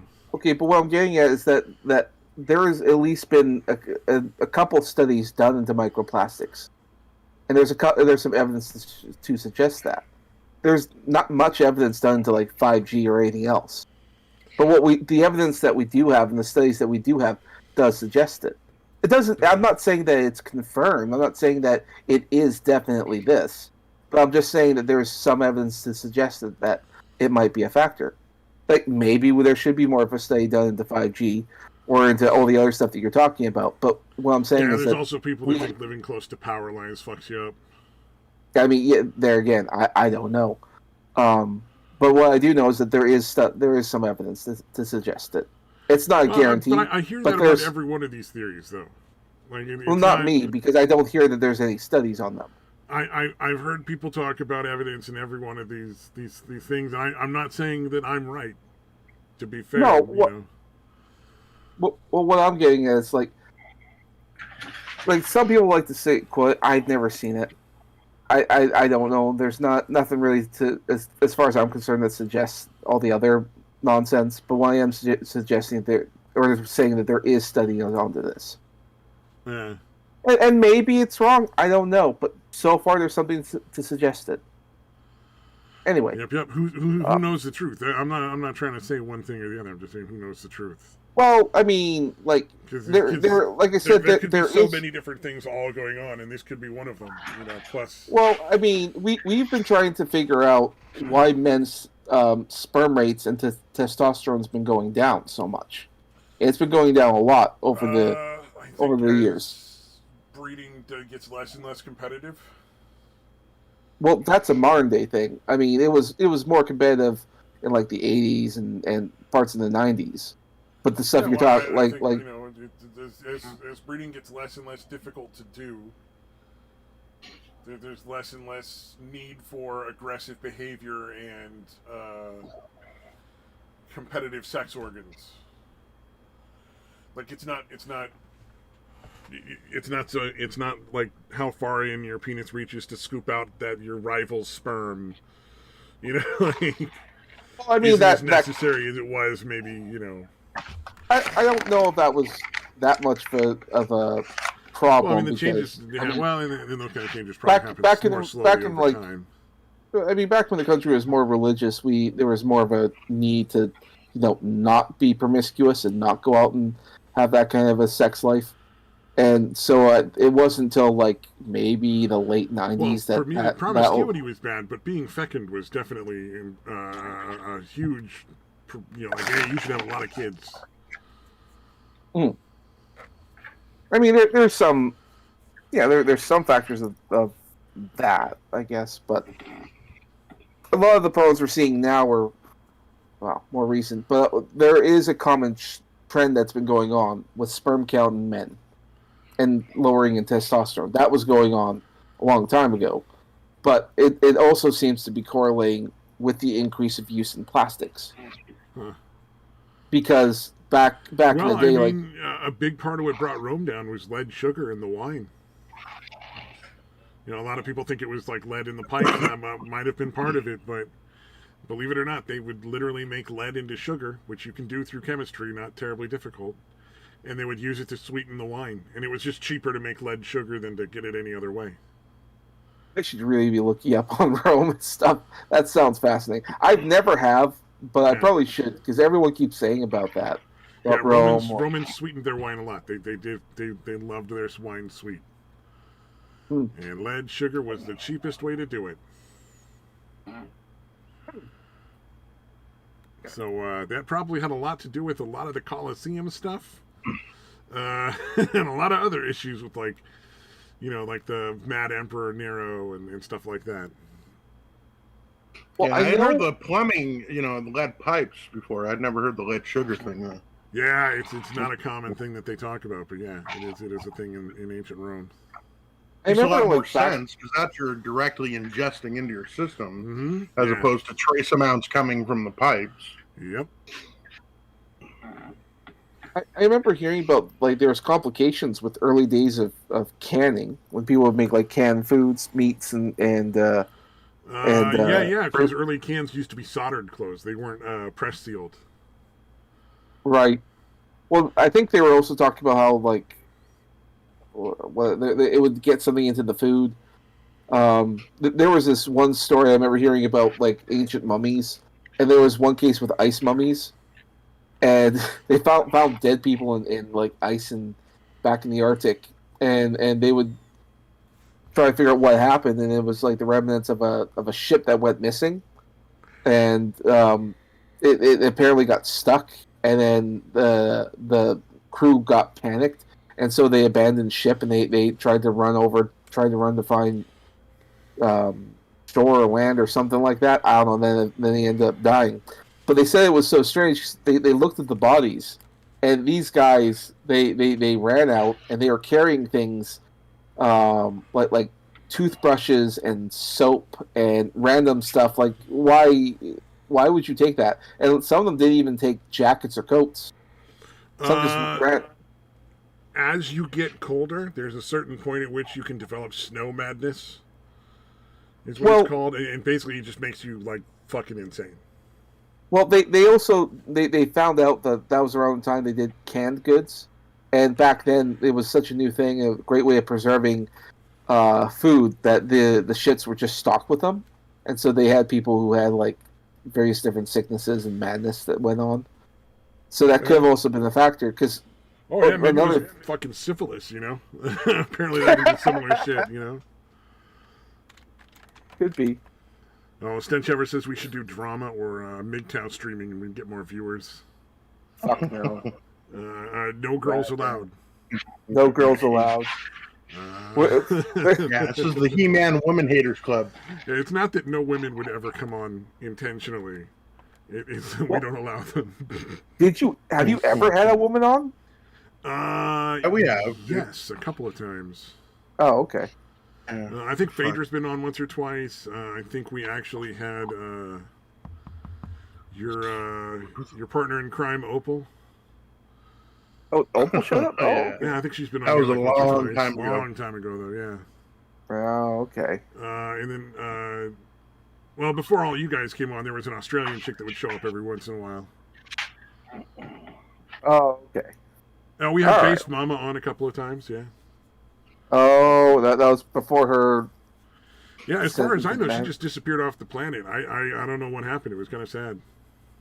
Oh, you just don't understand. She's playing 4D internet chess because she has a very high IQ. don't you know?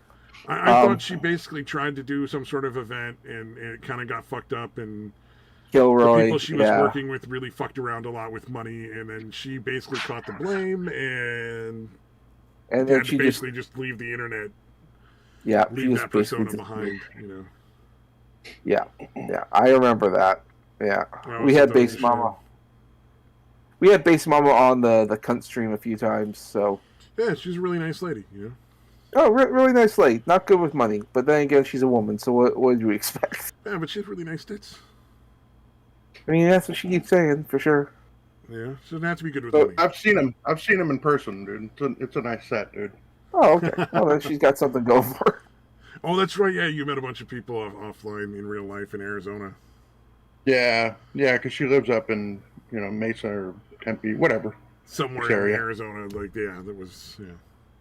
Yeah, and then she just started gave up. Well, hopefully she's doing good. You know, she seemed to be pretty happy in general, though. She enjoyed like being a mom and having raising her kids and all that stuff, and was happy with her husband. So I mean, I wish her the best. Don't stir too much drama. Before I forget, because I've been mentioning this, I mentioned this to gaming. Have you guys ever thought about streaming this on other platforms? I'd stream it to any platform. I don't have a problem.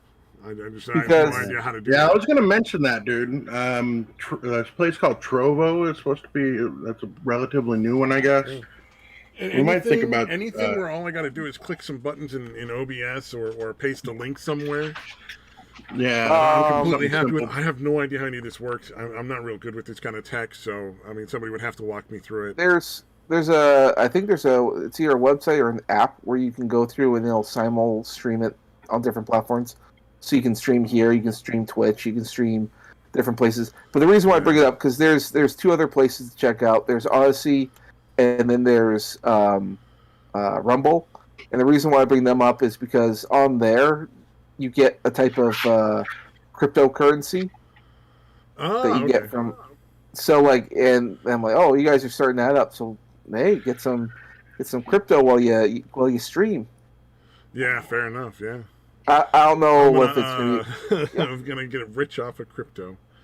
No. Well, I think again. I'm gonna wait till I'm sober. Then I'm gonna watch some videos for a couple hours on how to deal with crypto before I try to invest any money in any of it. Well, I'm thinking if you can accumulate it, you might as well just do that. If all you're doing is streaming on different platforms, and you might get if I don't gotta put money in, and then all I gotta do is post a little link into my fucking OBS program to say stream there too. Maybe. I can't look at the settings when I'm live. I mean, obviously I can't change them, but I can't even look at them because I know that OBS will allow you to stream to Twitch and to YouTube simultaneously. I know that. I just don't know what other places you can stream to, like DLive or you guys are naming platforms I've never even heard of. So I mean, if somebody wants to send me a link, I can try to figure it out. I think Styx is doing a bunch of different ones. Like he only puts now, still does 4 videos a day, but only 2 of them he puts on YouTube. And the other ones he puts on Odyssey, Rumble. I haven't heard from Styx X and Hammer in a long fucking time. Yeah, you're still doing videos. Stop recommending me. Oh wow, I didn't realize. I have to go look that up. Watch some of those. He is fairly good at predicting politics stuff. It was kind of nice to watch some of that. Yeah. What sucks though is sometimes it's the fucking one of the two is one of his occult videos, which I personally don't generally find interesting. Yeah, those are boring as shit. So I got the link to Odyssey and Rumble in the general, so you can just check those places out. The rep that Rumble tends to get it's sort of like the conservative YouTube, but it's only called that because it's mostly conservatives getting kicked off of YouTube, so they're just going there. But you could still go there for other things. Yeah, well, I wouldn't mind finding some other video platforms to be looking at. I'm getting really sick and tired of YouTube, but there's just no other competitor that really comes close so far. And so I've heard BitChute better, but I haven't checked that out. The problem with the problem with BitChute is I think it still doesn't have live stream abilities. So that's where you can go to Odyssey or Rumble. My problem with Odyssey is that like I'll go to the main page and the thumbnails just next to never load. I'm always there, but I think it's because it's relatively new and it's getting a high amount of traffic. Oh. So there is yeah. a weed tube, by the way, an actual weed tube. And I did look into it, and it's fucking awful. So I believe it. Occasionally, I do happen across some of these things, but yeah, it would be more surprising if it wasn't awful. To be honest. Well, surprise! It takes them a really long time to fix anything that goes wrong. Like, all right, bro, look into that. Oh man! And then they forget for some reason. Yeah. Some mysterious reason. It's a bunch of stoners forgetting things. That's so weird. Shocking. It's a shame that we couldn't.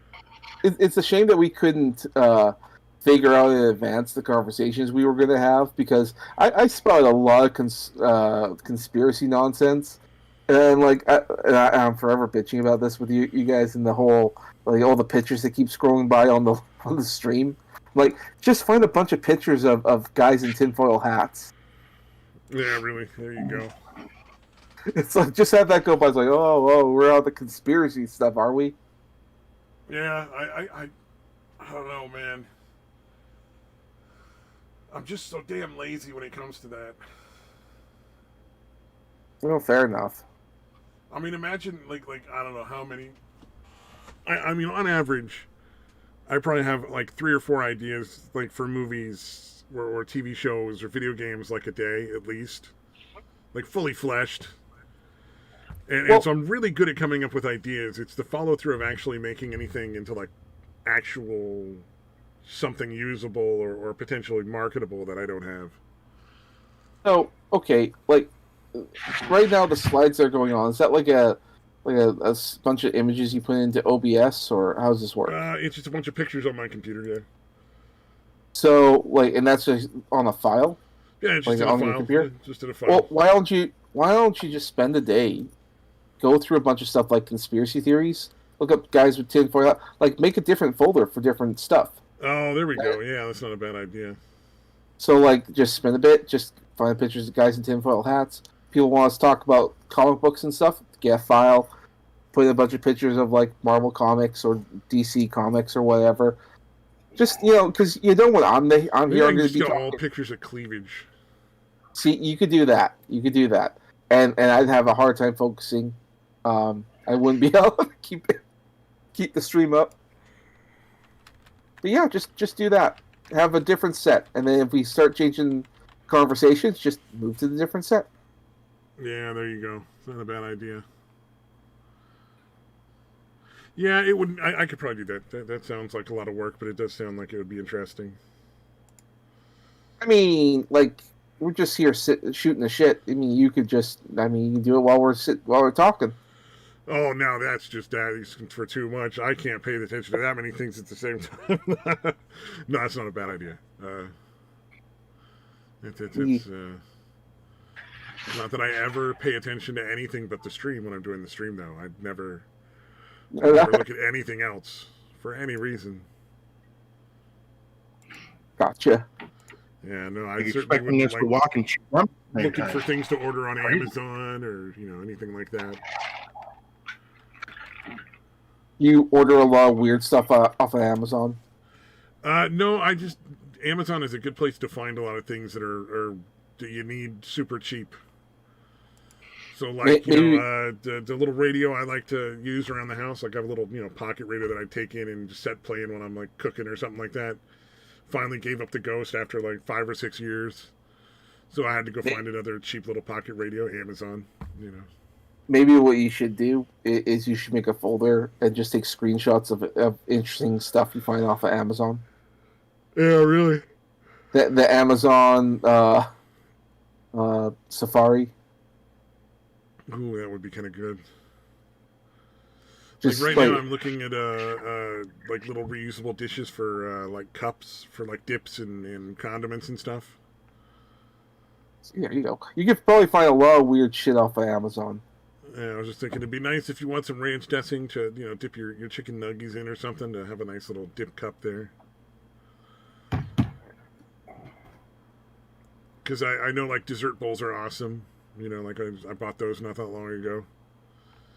Because you don't need like a full-sized bowl like you would for cereal for like ice cream. You're not going to have that much. You just have a small bowl. It's much easier and it looks nicer. I wonder if there's like an Amazon equivalent for just stuff made in America. Yeah, I would absolutely buy that. Like if it's because there's a lot of shops out there that sell a lot of different things, and I'm sure they'd love to ship it off to different people, but because like for instance, if you go on Amazon, I guarantee you the majority of stuff on there made in China. Yeah, I'm sure the set of 6 4-ounce ramekins for like $13 is definitely not a U.S. product. I guarantee it. Yeah, like everything you want. The dip clips, where it's like a little dish with like a half moon shaped dip cup, and then like it has like a little thing that slides over and pinches it onto the edge of your plate and holds it there for you. Yep. Yeah, you buy an 8-pack of those for like $8 a piece, or for $8, $1 a pop. You're definitely not getting that from anywhere but China. Yep. So maybe that should be an option. Go onto a website and just get stuff made in America. Hell, I would love the equivalent for stuff made here in Canada. They got dip clips that are meant to clip onto your vents in your car. Like how you open your vents all the way in your car, there's like little slats sticking out horizontally. It's just a dip clip that clips onto one of those. Oh.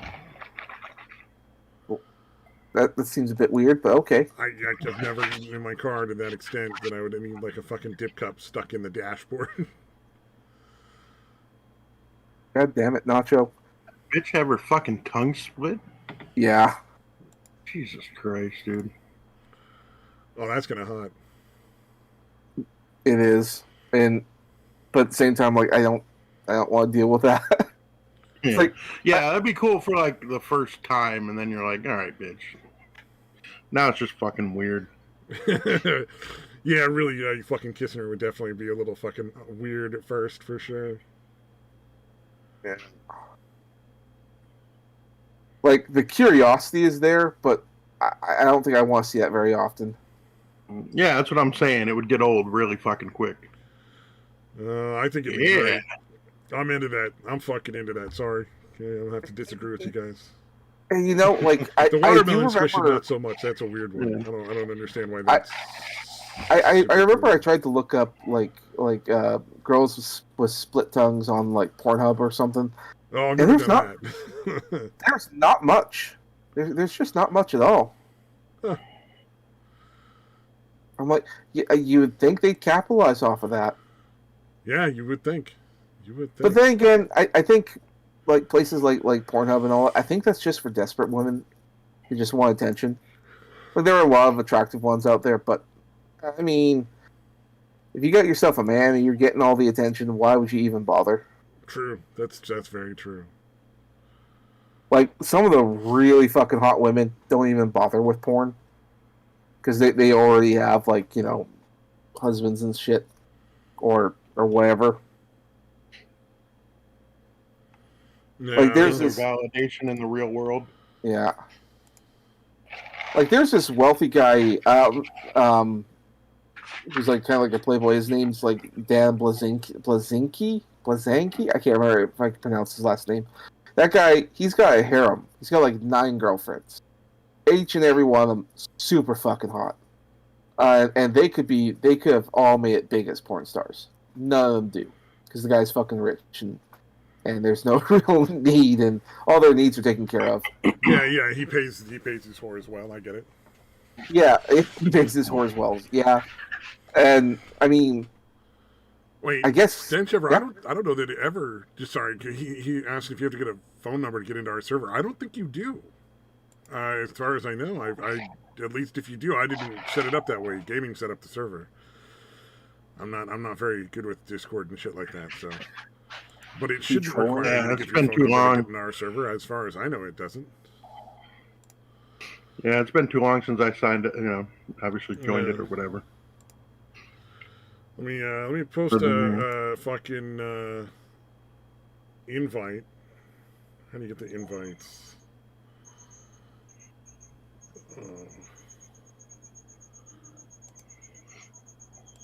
You need to make an alien folder. Find a bunch of pictures of aliens. Yeah, really. Which reminds me, you're gonna hear a lot about aliens in the future, and don't believe any of it. Oh, yeah, especially when you're like, here, look at it with the guys in the Navy film. How do I find the invites for Discord? I should be able to send invites to my own server. Yeah, well, I mean, there's going to be a lot of information about that, about the whole the guys in the Navy, they saw this, there's that, and it's always in military locations, and it could be a foreign invasion, or it's China doing something. So no, none of that. What it is as far as what I could hear, it is just the military testing new equipment, and it looks like UFOs because if you don't know what it is, it'll look frightening. And part of it is also like a big elephant walk. Like they show any foreign agents, look what we got. It's so powerful. Our own people are freaked out by it. Look at it. Oh wow. Yeah. There's this. Don't think of trying to invade motherfuckers.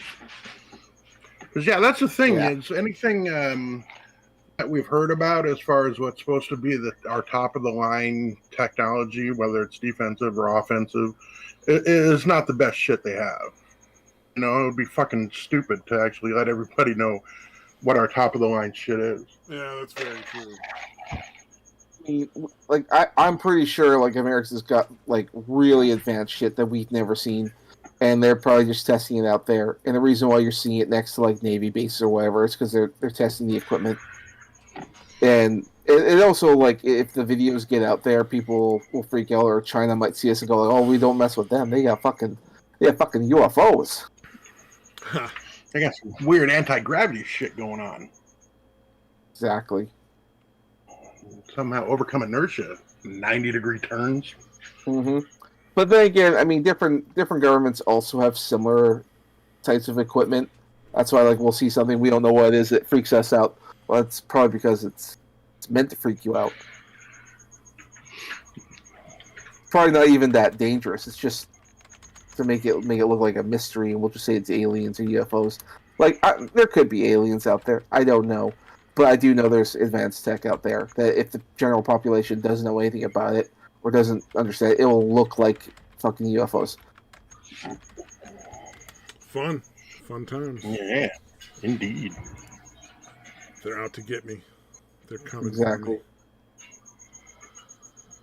Let's see. Oh, Snowshover's in. I need to post a different picture or something. This woman squeezing a melon with her thighs. She looks like she's having an abortion live. It's so fucking creepy. Looks like she's trying to take a mean shit. I mean, sort of. It's the direction that it's coming in. God damn it. She's really fucking straining.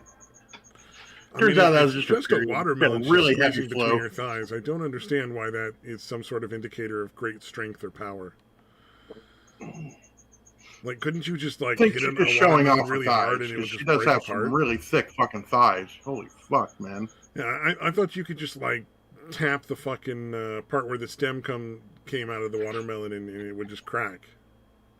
It's so powerful that she's so really Chun-Li. She's got Chun-Li thighs, dude. Oh, there's that one Asian chick that has the weird, freakishly masculine body, who definitely doesn't use steroids.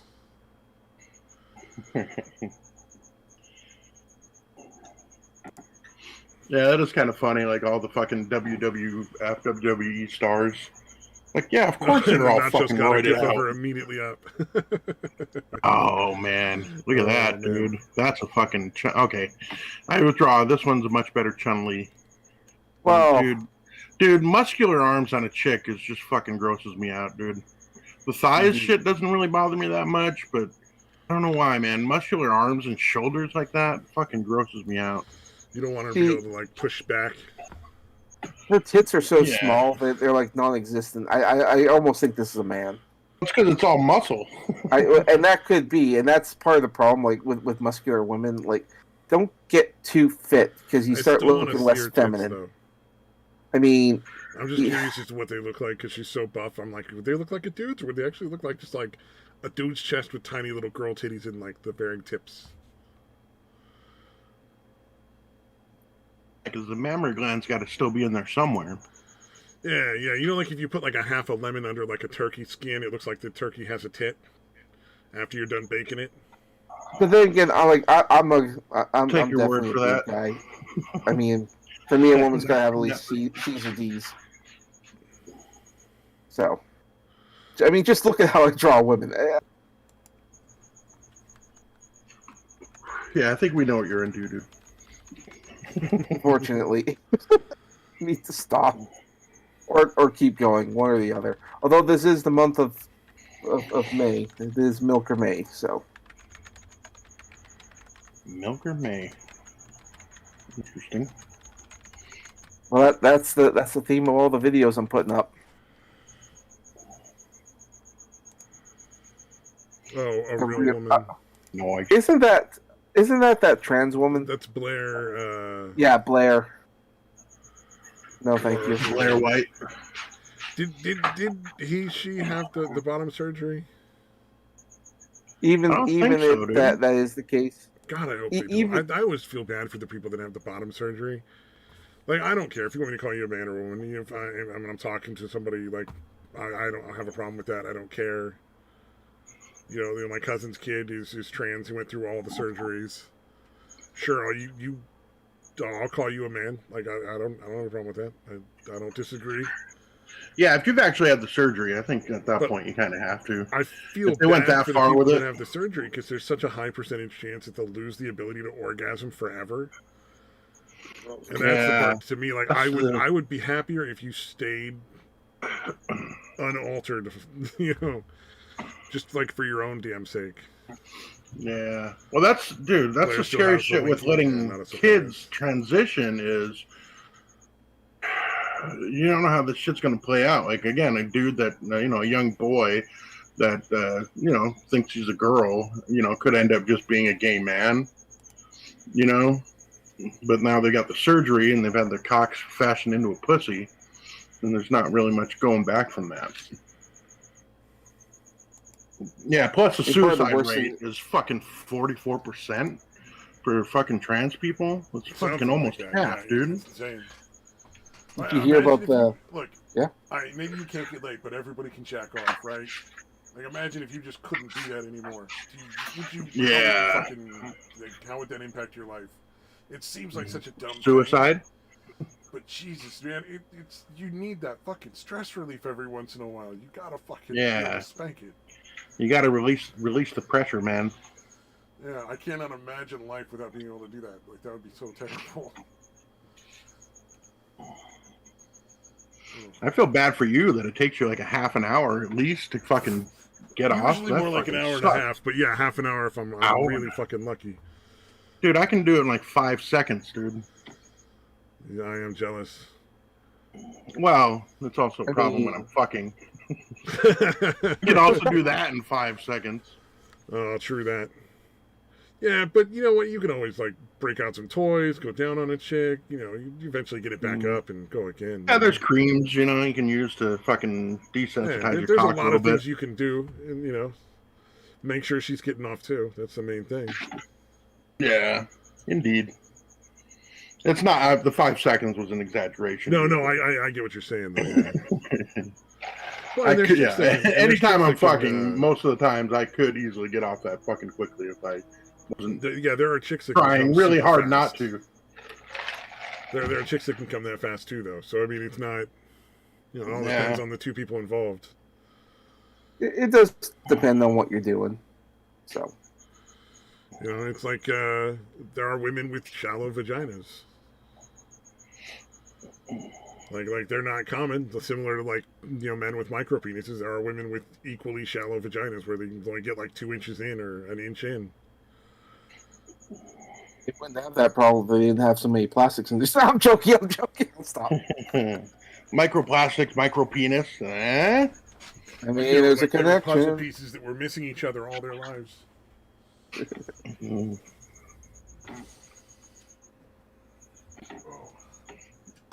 here, small can of bubbly water. All right. Yeah. Yeah. You guys hear about that father here in Canada who got in trouble because the school decided to transition his daughter? Oh, the school decided to do it? That's fucked up. See, here's the thing. Like, they'll have a counselor and a doctor in schools. I think it was in Ontario. That's where the guy's from. And without the parents' consent, if the kid decides that they want to transition, they'll just do it. So that's not acceptable. That's fucking disgusting, dude. I'd leave the doctor and the counselor's head on whatever judge was trying my case's fucking lawn. Well, I'd fucking transition them by cutting off their fucking junk, dude. It'd be a foregone point. They'd already be dead. So dude, I want them to fucking suffer, dude. Just killing them is too easy. So the father, of course, taking him to court. Like, obviously, you can't do that. But the judge is also an activist judge. Oh, fuck. So when the father referred to his daughter as a daughter and all that, as a female, the judge the judge took it as a crime. The father couldn't have said that. And people thought Jordan Peterson was nutty for fucking fighting against that kind of shit. Exactly. Yeah, so, like, where could that possibly go wrong? You're just being polite. So, the court case... yeah, until your fucking daughter's being fucking gendered against your fucking wishes way before she should be. That is fucking utterly ridiculous. Yeah, I would definitely want to... And to torture the motherfuckers. Yeah. And to make matters worse, the judge put on a publication ban so that he couldn't go forward and tell his story to the world. He couldn't say what was... Why would he not just put a fucking gag order on him? Yeah, why would you not just do that anyway? I would just do that anyway. The only way to deal with that kind of stuff is just to immediately go to the press and put it out there. Well, as far spread as you can, as quickly as you can, and that judge is going to fucking eat those words. Yeah, well, normally I would agree with you, but the guy, he didn't know what to do, and so he agreed and all that shit. But the thing is that so the guy wouldn't tell his story. However, that only affects Canada.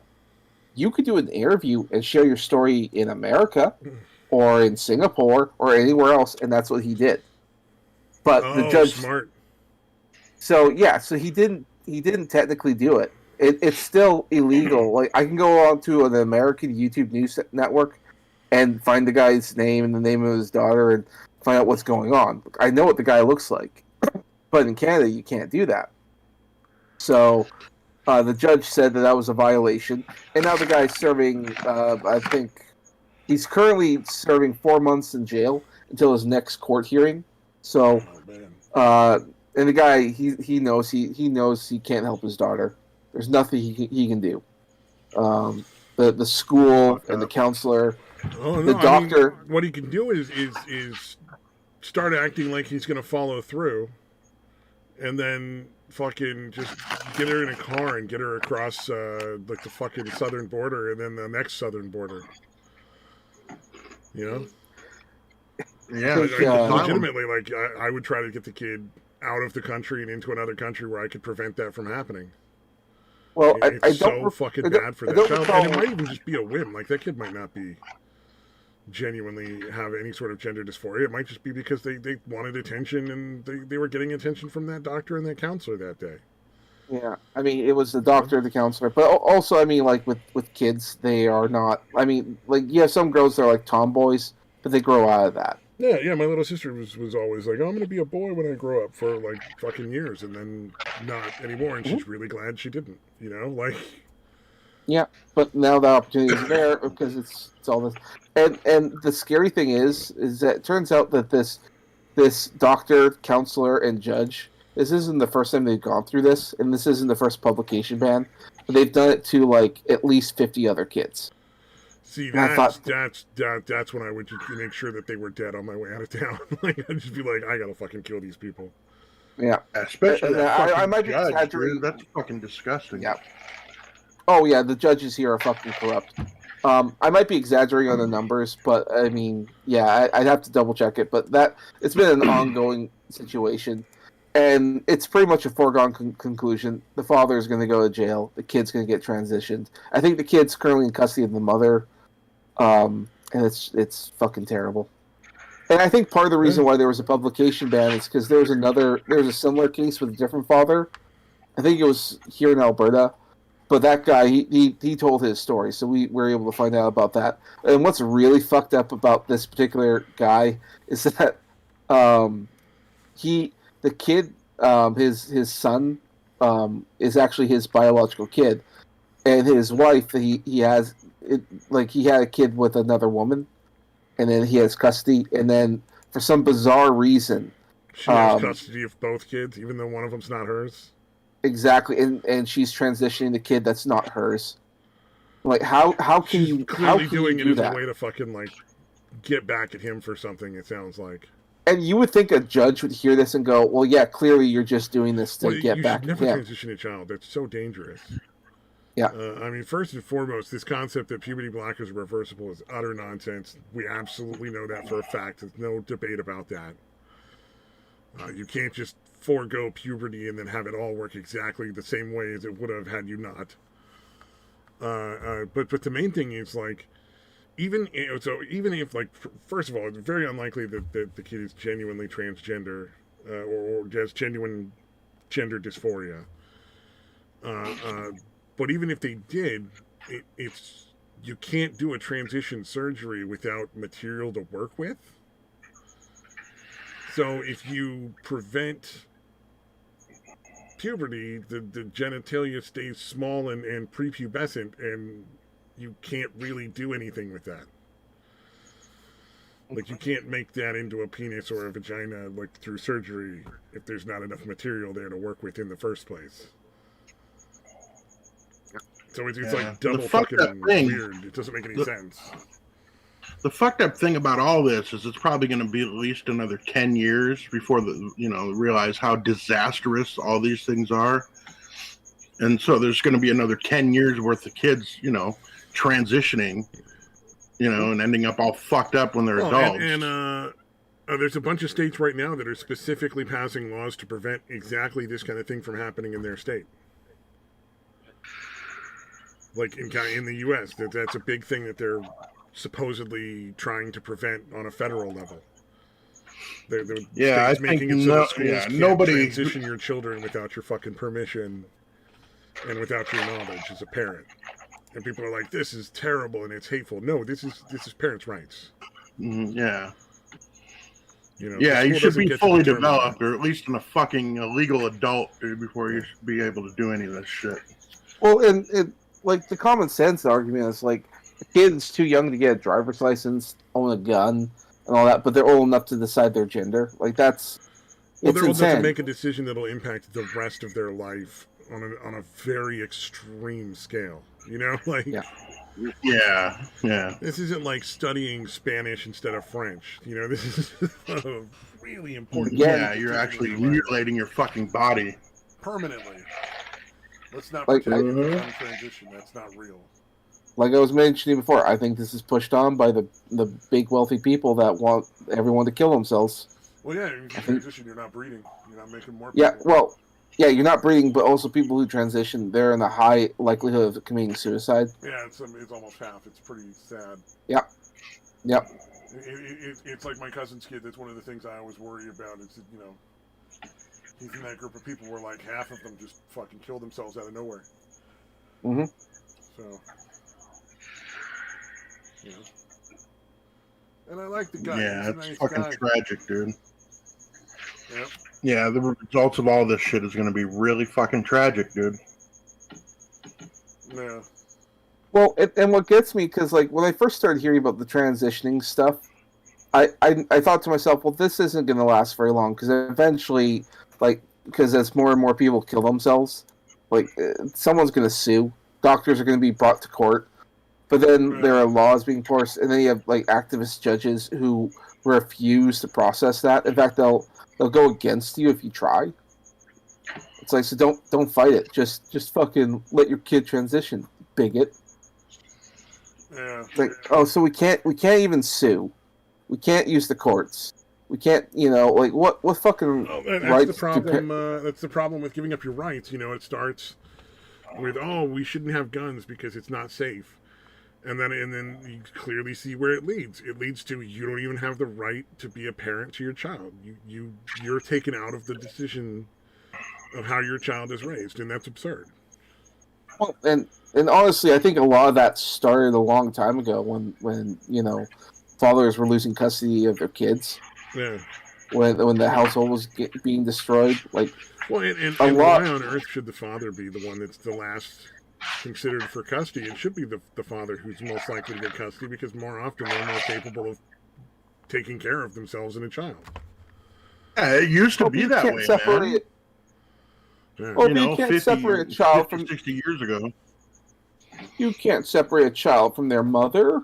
That's cruel. Well, they can have partial custody. Yeah. The kid can go visit mom on the weekends in her shitty apartment that is terrible, while the dad, who makes more money most of the time. Obviously, this isn't in all cases. Like, my mom made way more money than my dad made. So not all. But hashtag not all. Typically, men are more capable of financially supporting the children and themselves after a divorce than the wife is. With that said, though, I mean, like, raising kids it's just not easy. You really do need like both parents. You should have at least two parents. Yeah. Which I mean, we can all trace this back. I'm fine with like gay couples adopting kids. Like, everybody needs pets. I mean, can we not pretend that the vast majority of people that adopt children treat them like fucking show dogs? Fair enough. Can we not pretend that's not the case? Oh boy. Oh Jesus, man. I don't even like kids. I don't even like kids, and this pisses me off. I fucking hate kids. But it's just like, it's so disturbing to like do all these just incredibly damaging things to children, Yeah, it's fucking absurd, dude. Like, I don't understand how you come to that conclusion. Like, oh yeah, no, they're 8 years old, little 10 Timmy years wants to be an astronaut. Better send him to Mars. Oh, his mom and dad don't agree. Well, too fucking bad. You can't. There's a reason why children aren't allowed to make decisions about their life until they're 18. Well, it's things like this that it hurts every fiber of my being. But I mean, maybe this is what religion gets right, because they always talk about like marriage is so important. Okay. So my take on religion, by and large, I think a lot of it was developed as a way to pass on ways not to die. Like, don't eat seafood. All right, a lot of people, when they eat these fucking things with the shells on them, puff up and die. So we should just not eat seafood. It's not a good idea. Or pork. There's a lot of things that probably killed people a long time ago because either they weren't cooking the food right or any number of reasons, and they made all these weird rules around them. And they took on, because people didn't understand why things were happening, they took on this greater mystical powers and stuff, and all these other things got in there where people tried to figure out what was going on. Like, they used to think it was the humors that controlled your health, like the phlegm and bile and it was like blood, phlegm, bile, and then there was like, I think one other one. I forget. It's been a while. I think blood is one of them, right? Yeah, blood, phlegm, and bile, and then I think there was a fourth, but I can't remember what the fourth one was. Well, I mean, it's ridiculous. But it was, your body was sick based on the levels of blood, phlegm, and bile, and then every plant and other foods were all treated as though they were part of different elements. So if you needed something to warm you up because you were missing bile or something, you would eat foods that were associated with fire. and it was all based on health. So I imagine religion was the same thing, just started a lot longer ago, and there were a lot more wacky fucking shit that ended up going on because people just didn't know. Oh yeah. Yeah, no, it's Chris Rock way back in the day had that part of one of his routines where he mentioned that, and he was like, "What? That's killing people? Well, tell him God said don't eat it." Yeah, exactly. You know, that's what it was. So I don't have. I'm not as against religion as a lot of people are. Like, cause I'm like atheist, agnostic. Like, I don't fucking know. You know. I think everybody should consider themselves agnostic. Hurt people. You know. Well, I think, although I feel like religion was probably a useful tool for civilization and life preservation at one time, but it's outlived its fucking usefulness, and now it's become detrimental to society. It still has a lot of community togetherness and support groups and stuff built in, so there are still aspects of religion that are positive. Oh yeah, yeah. Well, I mean, there's a lot of things about religion that we've sort of gotten away from. Like, we tend to think, oh, this is obsolete, we won't do it. But the more we go away from this that kind of teaching, it's becoming more and more weird. Like, for instance, when back in the day when the Christians were were against like gay marriage and all that, and they said if we pass this, like what else is going to change? Are people going to start having sex with kids? Will people identify as this gender or that gender? I mean, everything they warned. How ironic, because people have been having sex with kids because of religion for years. So there is that. Centuries. But I mean, yeah. But there are groups who are trying to make pedophilia a sexual preference or whatever. I don't think that has anything to do with religion. I mean, they warned. No. What I'm saying is that they warned this could happen. Well, it would have happened whether or not religion. I don't think that's because of religion. I don't think religion has anything to do with that. Right. Well, I think religion. I think big religion. All that, they probably should have better methods of finding out who's a good person, who's a bad person to have as a pastor or whatever. Well, I think the thing that religion did that really was important to people, and the part of religion that's genuinely missing now in a lot of places is community. Yeah. You were part of a church, you went to a church, you went there, and everybody you knew went there. All your neighborhood, everybody would be there, and you'd all talk before and after the sermon, and there'd be like barbecues and charity drives, and you would work with the people in your community and actually talk with them and interact on a regular basis in a place where that was expected and appropriate. And now it's like people don't even know their neighbors most of the time. I think that's the part that's more important that we're missing, and I don't think it's necessarily religion. We've lost a sense of community in a lot of ways. I mean, religion fosters in-person interaction than there used to be because of how prevalent the online shit's become. Yeah, well, I think religion fosters. I'm saying religion fostered a lot of that community building and a lot of that behavior. And it's very traditionalist in a lot of way. They did promote the whole women staying home and raising the kids and men going out and bringing home the bacon. Oh yeah, there was a lot of stuff that was bad about religion too, for sure. Well, sometimes, not always, but I think the more we've gone away from that, the crazier the world's been, and that's not necessarily because of religion, but it's just the factor that what we need now is more community, not less. And right now we have less. And I suppose if religion was fostered more within society, I think it probably would be healthier for a lot of people. I think if you could figure out a way to encourage and spread groups of people who made meeting people in your community a normal thing, and figured out ways to get people to gather and just actually talk in groups, that would make a huge difference to what kind of stuff is going on right now. I think that would put a stop to a lot of the violence. Because it'd no longer be what's that crowd effect? The whole crowd will watch something terrible because everybody's afraid to be the first person to act, kind of thing. You think I know what you're talking about? Because just by meeting and interacting with each other and finding out that maybe that guy's not a terrible person. Okay, he doesn't agree with my politics, but I mean, he's a really nice guy, and his wife makes this great Jello mold. You know, like, you know what I mean? Like, just that interaction part is the part that really is missing. You don't need all the religious aspects of it or the moral aspects of it. But the religious aspect just makes it easier to do. Like people don't people don't naturally have bake-offs. They don't really have all that other interaction going on. But religion, if you could find a way to encourage that without the religion, that would be the best. Probably, but I mean that's very hard to do. I think that the religion it's faster and easier. Yeah. I don't necessarily, but also I don't view religion as a terrible thing, because I mean most Christians are fine, decent, hardworking folks, and a lot of them just want to be left alone, and I don't have a problem with that. I mean, Christianity for the longest time has been like not the worst thing in the world.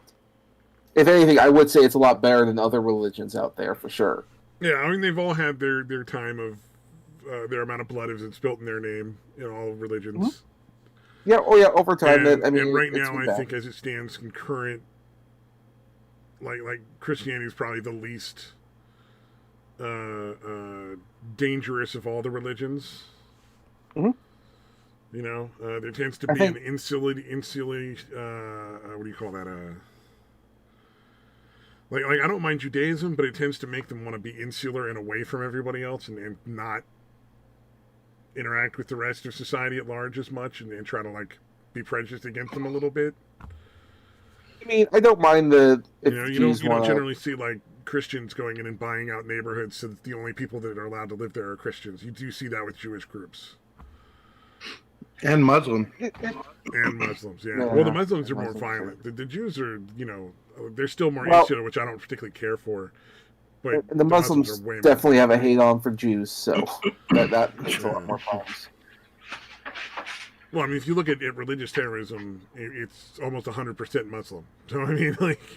Yeah. I mean, like, and Christianity has been around for a long time, and it's worked out pretty well. I mean, don't get me wrong, there have been bad incidents happen, but I think overall it's good. And though to be fair, having none of them would be best.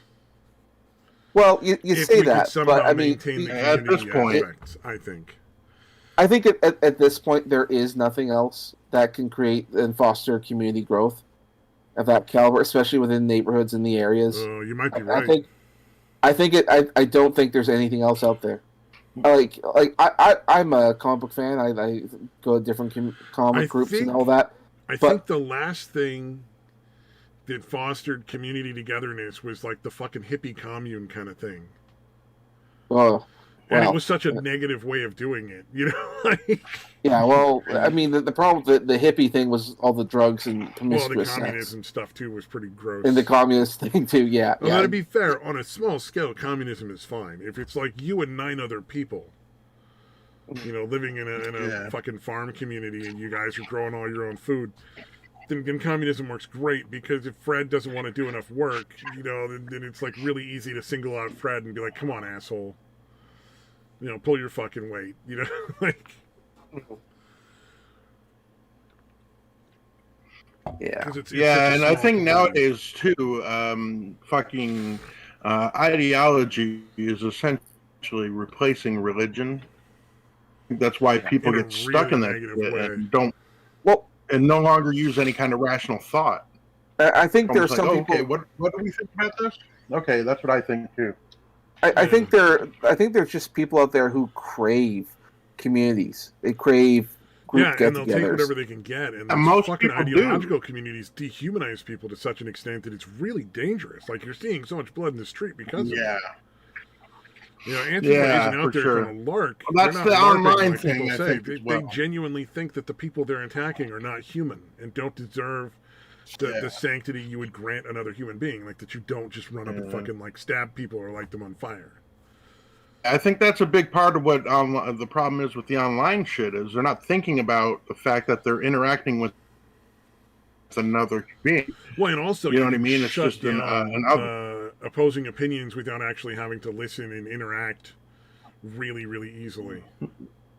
Yeah, actually defend your position. I don't think people should be able to mute and block and I don't think people should be banned unless they're doing something blatantly illegal. Yeah, the censorship is fucking ridiculous, dude. Yeah. Well, like what? You're a conservative? You're fucking evil. You have to be censored and fucking depersoned. Well, and some of the people who like go to churches, a lot of them do have different points of view. Yeah.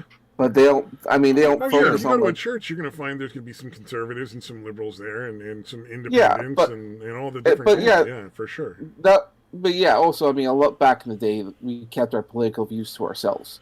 And also, it tends to be like older people tend to be more conservative, younger people tend to be more liberal. Yeah, I mean that's to be expected.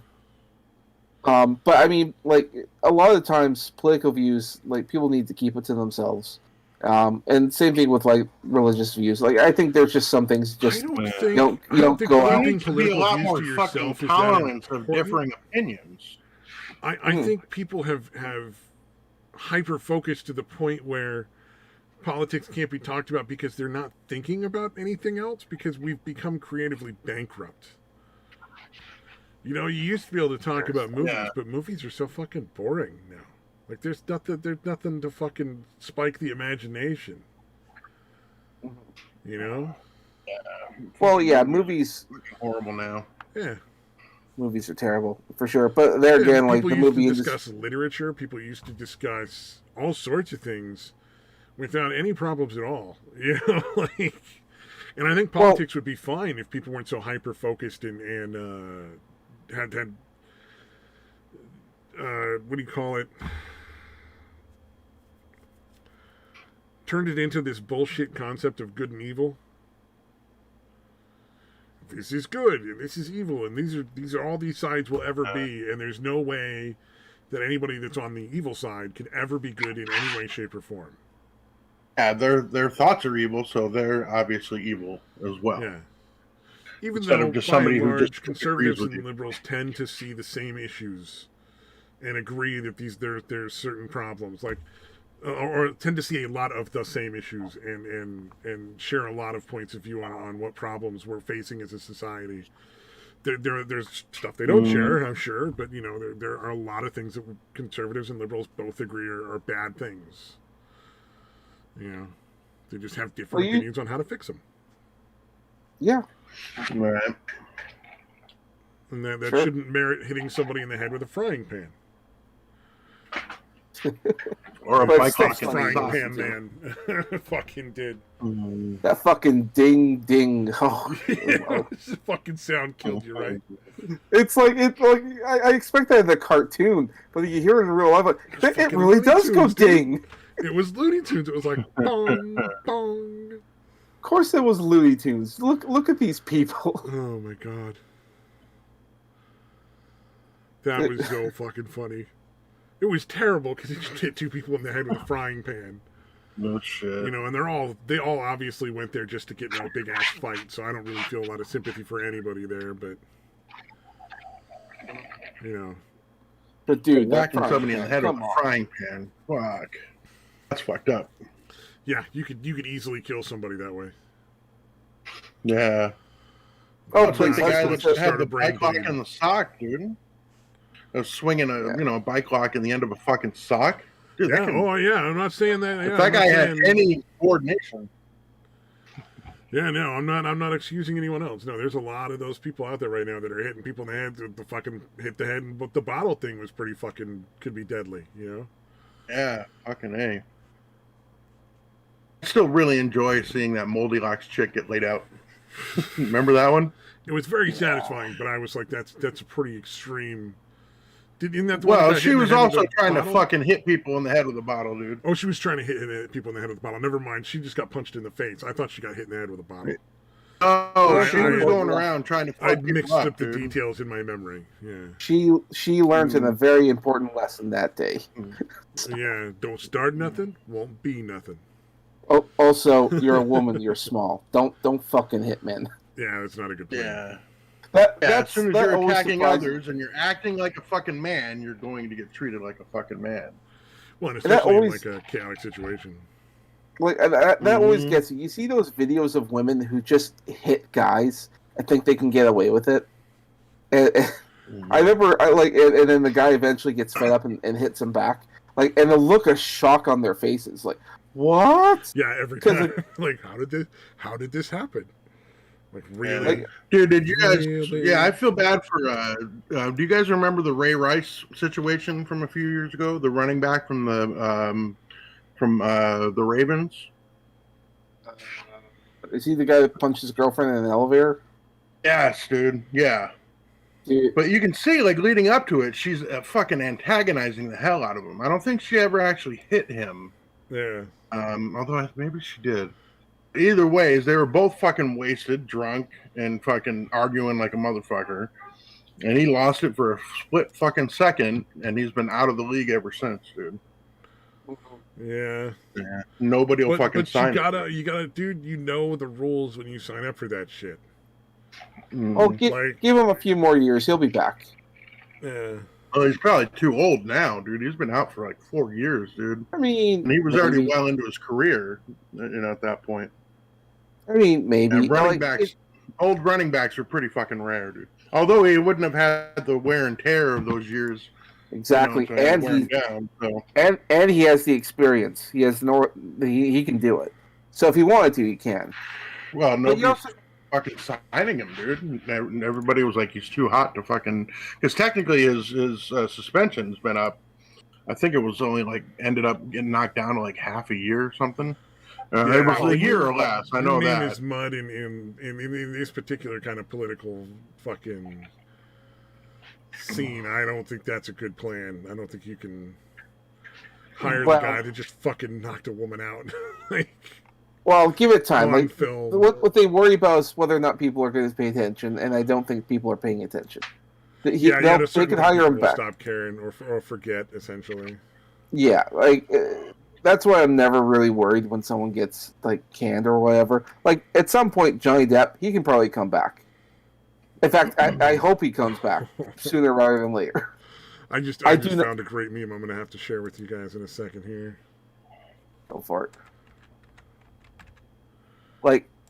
I don't want to see... I don't want them to reboot the Pirates of the Caribbean. All right? If they made it nowadays, it would be fucking terrible. Just keep it would be like Ghostbusters 2016, dude. They want to go with an all-girl shit, dude. I want to see the next Ghostbusters that's coming out, though, because it's actually a continuation of the story. It's Egon's grandchildren. Of the original, you mean the original old story. Town. Like an old fucking basement in an old town. They find all of Egon's ghost hunting equipment, and then the town comes under ghost attack. Also, that's very true. We are hatched, but I came from an igloo. Okay, so we don't all come from the sea. All right. How Canadians are hatched? Eggs are laid in early fall and hatch midwinter. The pucklings slowly make their way into the forest to forage for syrup amongst the moose. I knew as soon as I saw that you would get a kick out of it. It's like I sent Satan in satire that KFC statue. I mean, that's very true. DLM won't take down. Look! That meme you posted, that's very true. But you have to remember that it's very rare that's actually a white Canadian. That's mostly the black ones. I was privileged enough. I had a parent. I was in an igloo. Okay. You made it worse. I don't know how you did it. God, that's such a good trick. Oh fuck. Look, sometimes you guys confuse the black Canadian as a Bigfoot. No, it's just a black Canadian. He hasn't found his clothes yet. Okay. He just happened to be kind of hairy. Kind of hairy sometimes, yeah. You gotta grow some kind of hair. You otherwise you are gonna die. But I mean, come on. I always look at Canada and think of it as the red green show. It is. That's what I always figure Canada's mostly like. Well, I mean, you have to remember, duct tape. That's how most Canadian women shave their legs. They don't even bother. They just it's a natural wax. Yeah, or their pits. I heard a lot of them don't shave their pits. I mean, it gets cold up here. Okay, you can forgive them some. Yeah, you got to keep the armpits more hot. I mean, it's not like you were going to put your mouth in there. You know what I mean? Well, you assume we get fully naked when we have sex. Unless it's a super bushy one, dude. I can't overlook that, dude. I mean, You'd be look, fuck that tit's jiggling in front of me. I'm just too focused in on this pit hair. You have to understand the average, nice rack. You can definitely be distracted from the pit hair. I mean, if we even get a chance to see it, I mean, part of the reason why I love boobs so much is because we rarely ever get to see them when we're actually having sex because it's so fucking cold. The most we take off is our pants. Oh wow, that's a good point. That's a good choice. We have to keep our jackets on, otherwise we'll freeze to death. The friction's enough to keep us warm down there to get the job done, but yeah.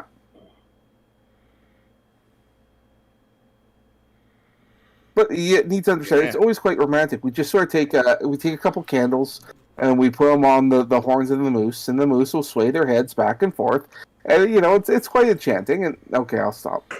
I can't keep this bullshit. Speaking of the moose, man, like those things, they look like incredibly goofy animals, but those things can fuck shit up, dude. Like they're a big fucking animal. Oh yeah, and aren't moose like specifically known for just sudden unwarranted violence? Yep. Like moose are the ones that are most likely to just attack from absolutely no warning. They can be. Now I'll tell you something. Just bam. I'll tell you something else about moose that if you look it up, it's quite fucking terrifying. When spring comes, is it spring? I can't remember. When the seasons change, they need to shed their horns because they need to break them off so new horns will grow in for the males. But what the first thing that they do is they rub it against it because the moose horns are hairy, and it's because it's covered in a thin skin. And that's so like they have velvety. yeah. So they have to shave the skin off, and so that's the first thing they do, and then they'll try to break the horns off. But while they're breaking off the skin, it's bloody, and so when you get the skin dangling off of their horns, dripping blood, it is fucking frightening. Oh, I've never seen that. You see a moose with the skin. You see a moose with the skin dangling off their horns. They look like they just fucking killed something. It is horrifying. It's like the flesh of some other animal they just fucking ravaged. Yes, yeah. You'll see a moose and it's like, what the fuck is that? What did you just kill? They're so fucking big. Oh yeah. God, that's fucking disturbing. Oh, you looked it up, man, dude. Oh it's my scary. God, that is fucking horrific. Wow. It looks like they dig their horns into like some sort of hole and kill the whole family of rabbits. Too, just in case, for everybody that's not in the. Holy fuck, man! Yeah, be warned. Okay, it's a pretty gory image here. Between the horns that gives that illusion of it like a big solid piece. Yeah. Exactly. Okay, I didn't realize. I thought that was all like whatever the fuck. Oh, I didn't realize that was actually skin that grew over the horns. I knew that deer and other similar animals had that velveteen stage to their antlers, but I thought it was just like a thin coating of like fur and it just scraped off. I didn't realize there was skin holding it all on there. Oh, it's fucking gross. Yeah. So they have to peel the skin off, and then they find a tree or whatever to ram their horns onto and break it off. Oh, break their horns off? Yeah, they break the horns off and then they grow a new one. Or new horns. God, that's fucking... That is terrifying. So holy shit. You learned something new, eh? It's... Fuck with the moose. It's terrifying. Don't fuck with the moose. They're fucking terrifying. I wasn't gonna go pick a fight with a moose anytime soon. Yeah, that wasn't happening. There's definitely no moose anywhere near where I live, so. You think about that? Go fight moose if I go anywhere they live. I'm leaving them the fuck alone. It's a shame Mad Mailman isn't here to see this because he'd be like, "Yeah, that's pretty fucking metal." Right. It is. That is pretty fucking metal because it's just like fucking antlers with literally just shreds of skin hanging down. Can you imagine just going for a walk in the woods and this thing walks out from behind a bush or a tree? Like, how terrifying is that? Very. God. Especially if it's really dark and they're making that weird fucking loud ass hooting noise they make. That weird bellow they fucking do. A little weird bugle call. Or is that... oh no, I'm thinking of elk. No. Yeah, like a dark dark night, but there's a full moon, so it's lighting everything up. This fucking shadowy thing comes by with, oh yeah, Skin hanging off a horn. Yeah. For some reason, elk, like, you can kind of tell they're almost the size of a fucking horse, dude. Like elk or especially the males. Like, it's pretty obvious that they fuck shit up. To ride, that would be hella cool. That would be interesting, dude. You can do that with giraffe. You can actually train giraffe to ride. It's not very comfortable. Like, there's no way to make it in any way useful. But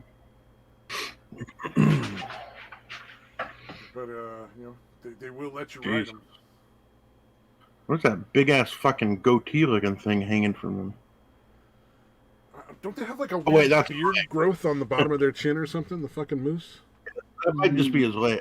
No, it's not its other leg. No, I thought the males had a weird like fucking beard thing that grew. Yeah, you can see it right there. Yeah, there is something like that. I don't remember what it's called. But yeah, hair, or is it like a fucking some kind of weird sack? I think it's part of how they make that loud ass fucking noise. Could be. Yeah, probably. I mean, just looking at it, it kind of looks like the fucking throat on a bullfrog if the bullfrog didn't suck it all back in. If it kept extended the whole time. There was, but before we moved back to the city, we used to have a farm, and I'd walk around the areas there, and I found the moose horn behind the tree. I thought, well, that's kind of neat. And then I looked this up and went, oh, it shed its horns. But then I looked up to the size of it. These things are fucking huge. Because at that time, I've never seen a moose before. And I realized, I don't want to fuck a moose. Or not fuck with a moose. Definitely not fuck a moose. Anyway. I don't. You have been drawing way too much fucking weird anime cartoon porn. It's 1 a.m. I should be going to bed. You've been drawing way too much fetish stuff for people, dude. Fucking a moose is your first thought. Nowhere near enough, if you ask me. I don't know. Maybe because I was just thinking about the allied race in World of Warcraft. There's a high mountain taurens, and they have these horns. That was... Never mind. I've been thinking about, it's like, did they take off their horns as well? Do they also? No, I don't want to think about it. Oh, yeah, fantasy races. What if they gotta fucking, like, peel the skin off their own horns? Oh, that's gross. I mean, it's stuff you gotta think about. You can't just put furries in a video game and not ask, and not ask questions, which reminds me. I got a question. Have you guys ever seen that show Incredible on Amazon? Not Invincible. Invincible, I've watched... like 3 or 4 episodes. I really like it, but I'm kind of waiting for a bunch of episodes to stack up before I go watch again. Okay, well the season's done, so you can. So I'll probably have to go catch up on it then. Yeah. So, all right, this thought occurred to me, and it's been bothering me for a while. I'll ask you guys this about this. There's a character in there called Duplicate. She makes copies of herself, and all that. And they die over and over. And they die over and over again. Now she doesn't. Now she doesn't feel it because they're copies. But whatever happens, those copies like an actual person in their own right, though. Yeah. But they all come back into her like when they're done. But if they're dead, they're dead. And if they're injured, like she'll feel it. But she almost always goes back to normal when they all come together. But if you kill them all, she's dead. But anyway, the question was this: because I was thinking about the power. If she was hungry and she ate a meal, but then she duplicated, would she duplicate the food that was in her stomach? Oh, or would it get split in half between her and the meal?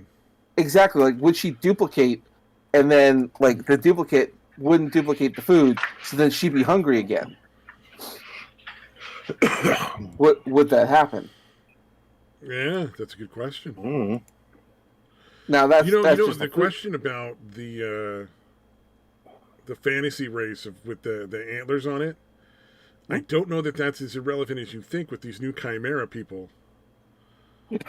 I mean, they're breeding sheep people. They're breeding fucking monkey people. Why not elk people or moose people or deer people?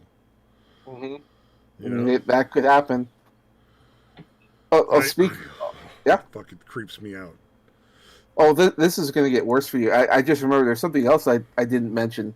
But did you know that pretty much the majority of most food, because part of the reason why we don't have the meat shortage anymore is we now clone cows, pigs, chickens. We clone them.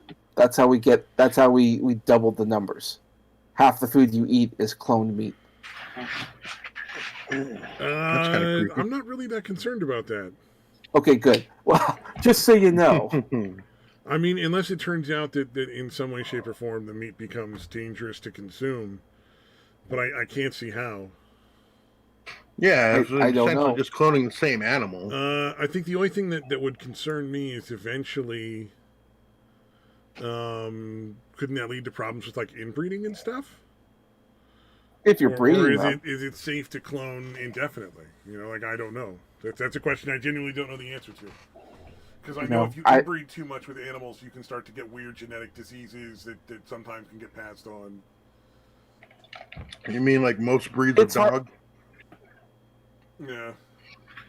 A lot of them have some kind of genetic defect that most of them have or almost all of them. Wasn't that part of an issue with the mad cow disease? I thought mad cow disease was partially caused by inbreeding and poor conditions. Now, I think that was more that they were actually feeding cow brains to cows. Oh, yeah, that could be probably. Yeah, that makes sense.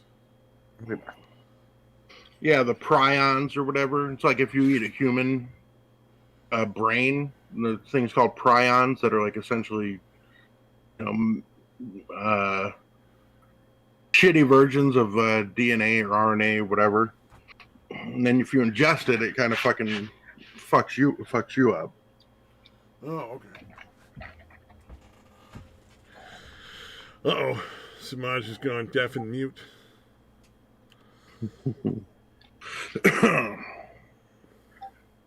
Okay. Man. Had to go rub one out. Too much talk about animal people. All this beast folk talk got them all hot and bothered. He's got to go draw something for somebody to jack off to. He's going to go draw a bear and then spank it too. Oh, man. Yeah, that really bothers me, the monkey people and the sheep people. That's fucking disturbing. Yeah, well, I remember hearing about a thing like way back, like I think it was shortly after World War II.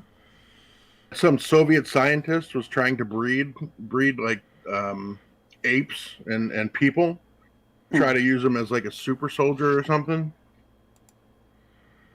Yeah.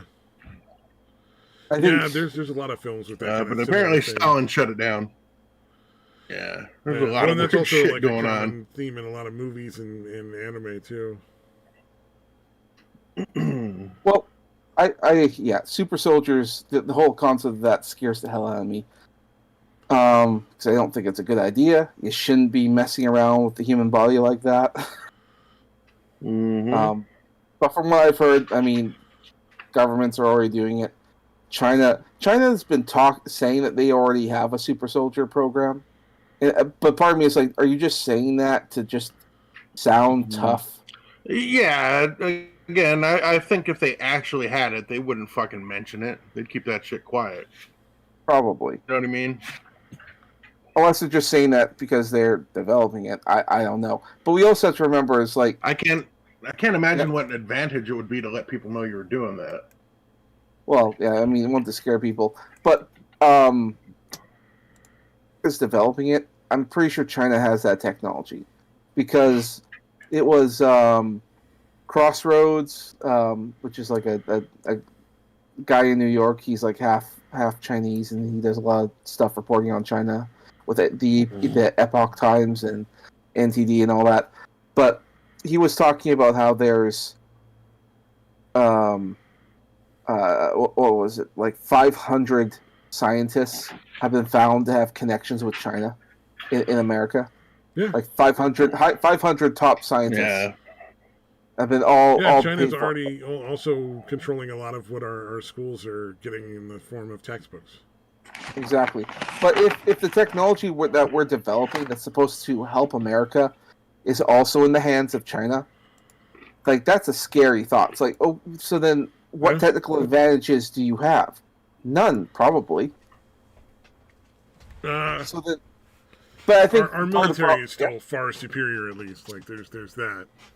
Well, I mean, military's superior, and there's other advantages that we have, but or I shouldn't say. Well, I want to say we because I think Canada and the United States are more connected than disconnected. However, Canada is a very silly place, and I didn't go into it with any great study, but I remember hearing also again from Alex Jones that apparently there are Chinese military patrolling the streets in Ontario, Canada. And I thought, why would they be doing that? I know Trudeau loves China. I'd find out if that was true or not. I kind of want to, because that's scary.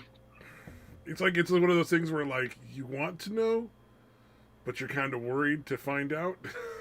Like, yeah, you're kind of afraid of what the answer is. Yeah.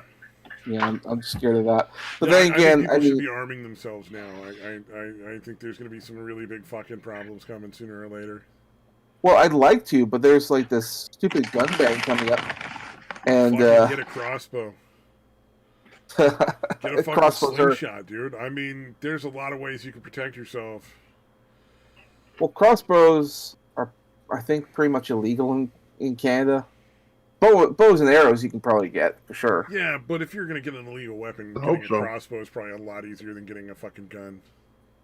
The one place I know here in my city where I can go to practice with bow and arrows, the government is trying hard to shut them down because they opened, and the Alberta government is trying to shut them down. Like, you gotta stay closed, it's the coronavirus. But the guy's like, well, how am I going to pay my rent? How am I going to do any of this?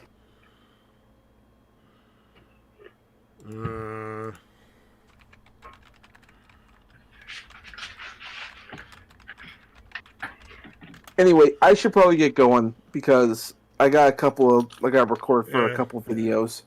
So, all right, man. Man. All right, thanks for stopping by, brother. No problem.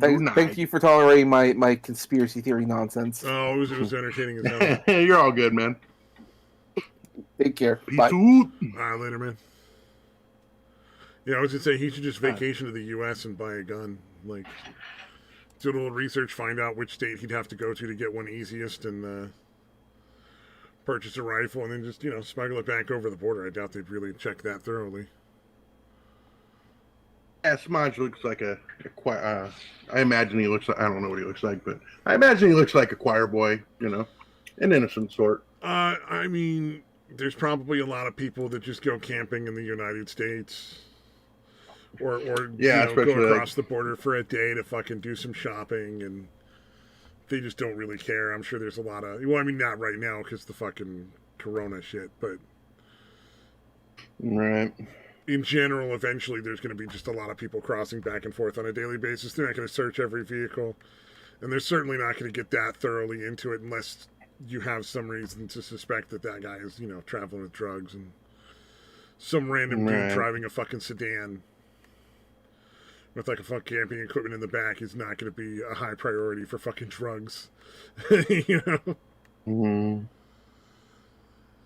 if you go to like the right state, I'm sure like Montana or Oklahoma or something, there's probably places, maybe Tennessee, you could probably just get a gun and not have to worry about like too much paperwork or registration or any of that kind of shit. Right. Yeah. In the more rural states, I'm sure. Idaho, fucking Montana. Yeah, like you might have to provide a background check, but as long as your background check is fine, Actually, I'm curious, can a foreign national purchase a gun in the United States? Yeah, dude. I could be completely wrong. That's interesting. Yeah, if you consider most of them require the background checks and shit. Although I think that's mostly for handguns, and especially in pro-gun states.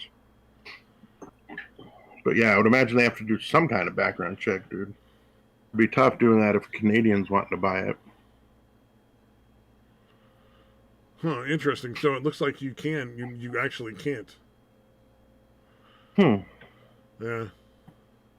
Interesting.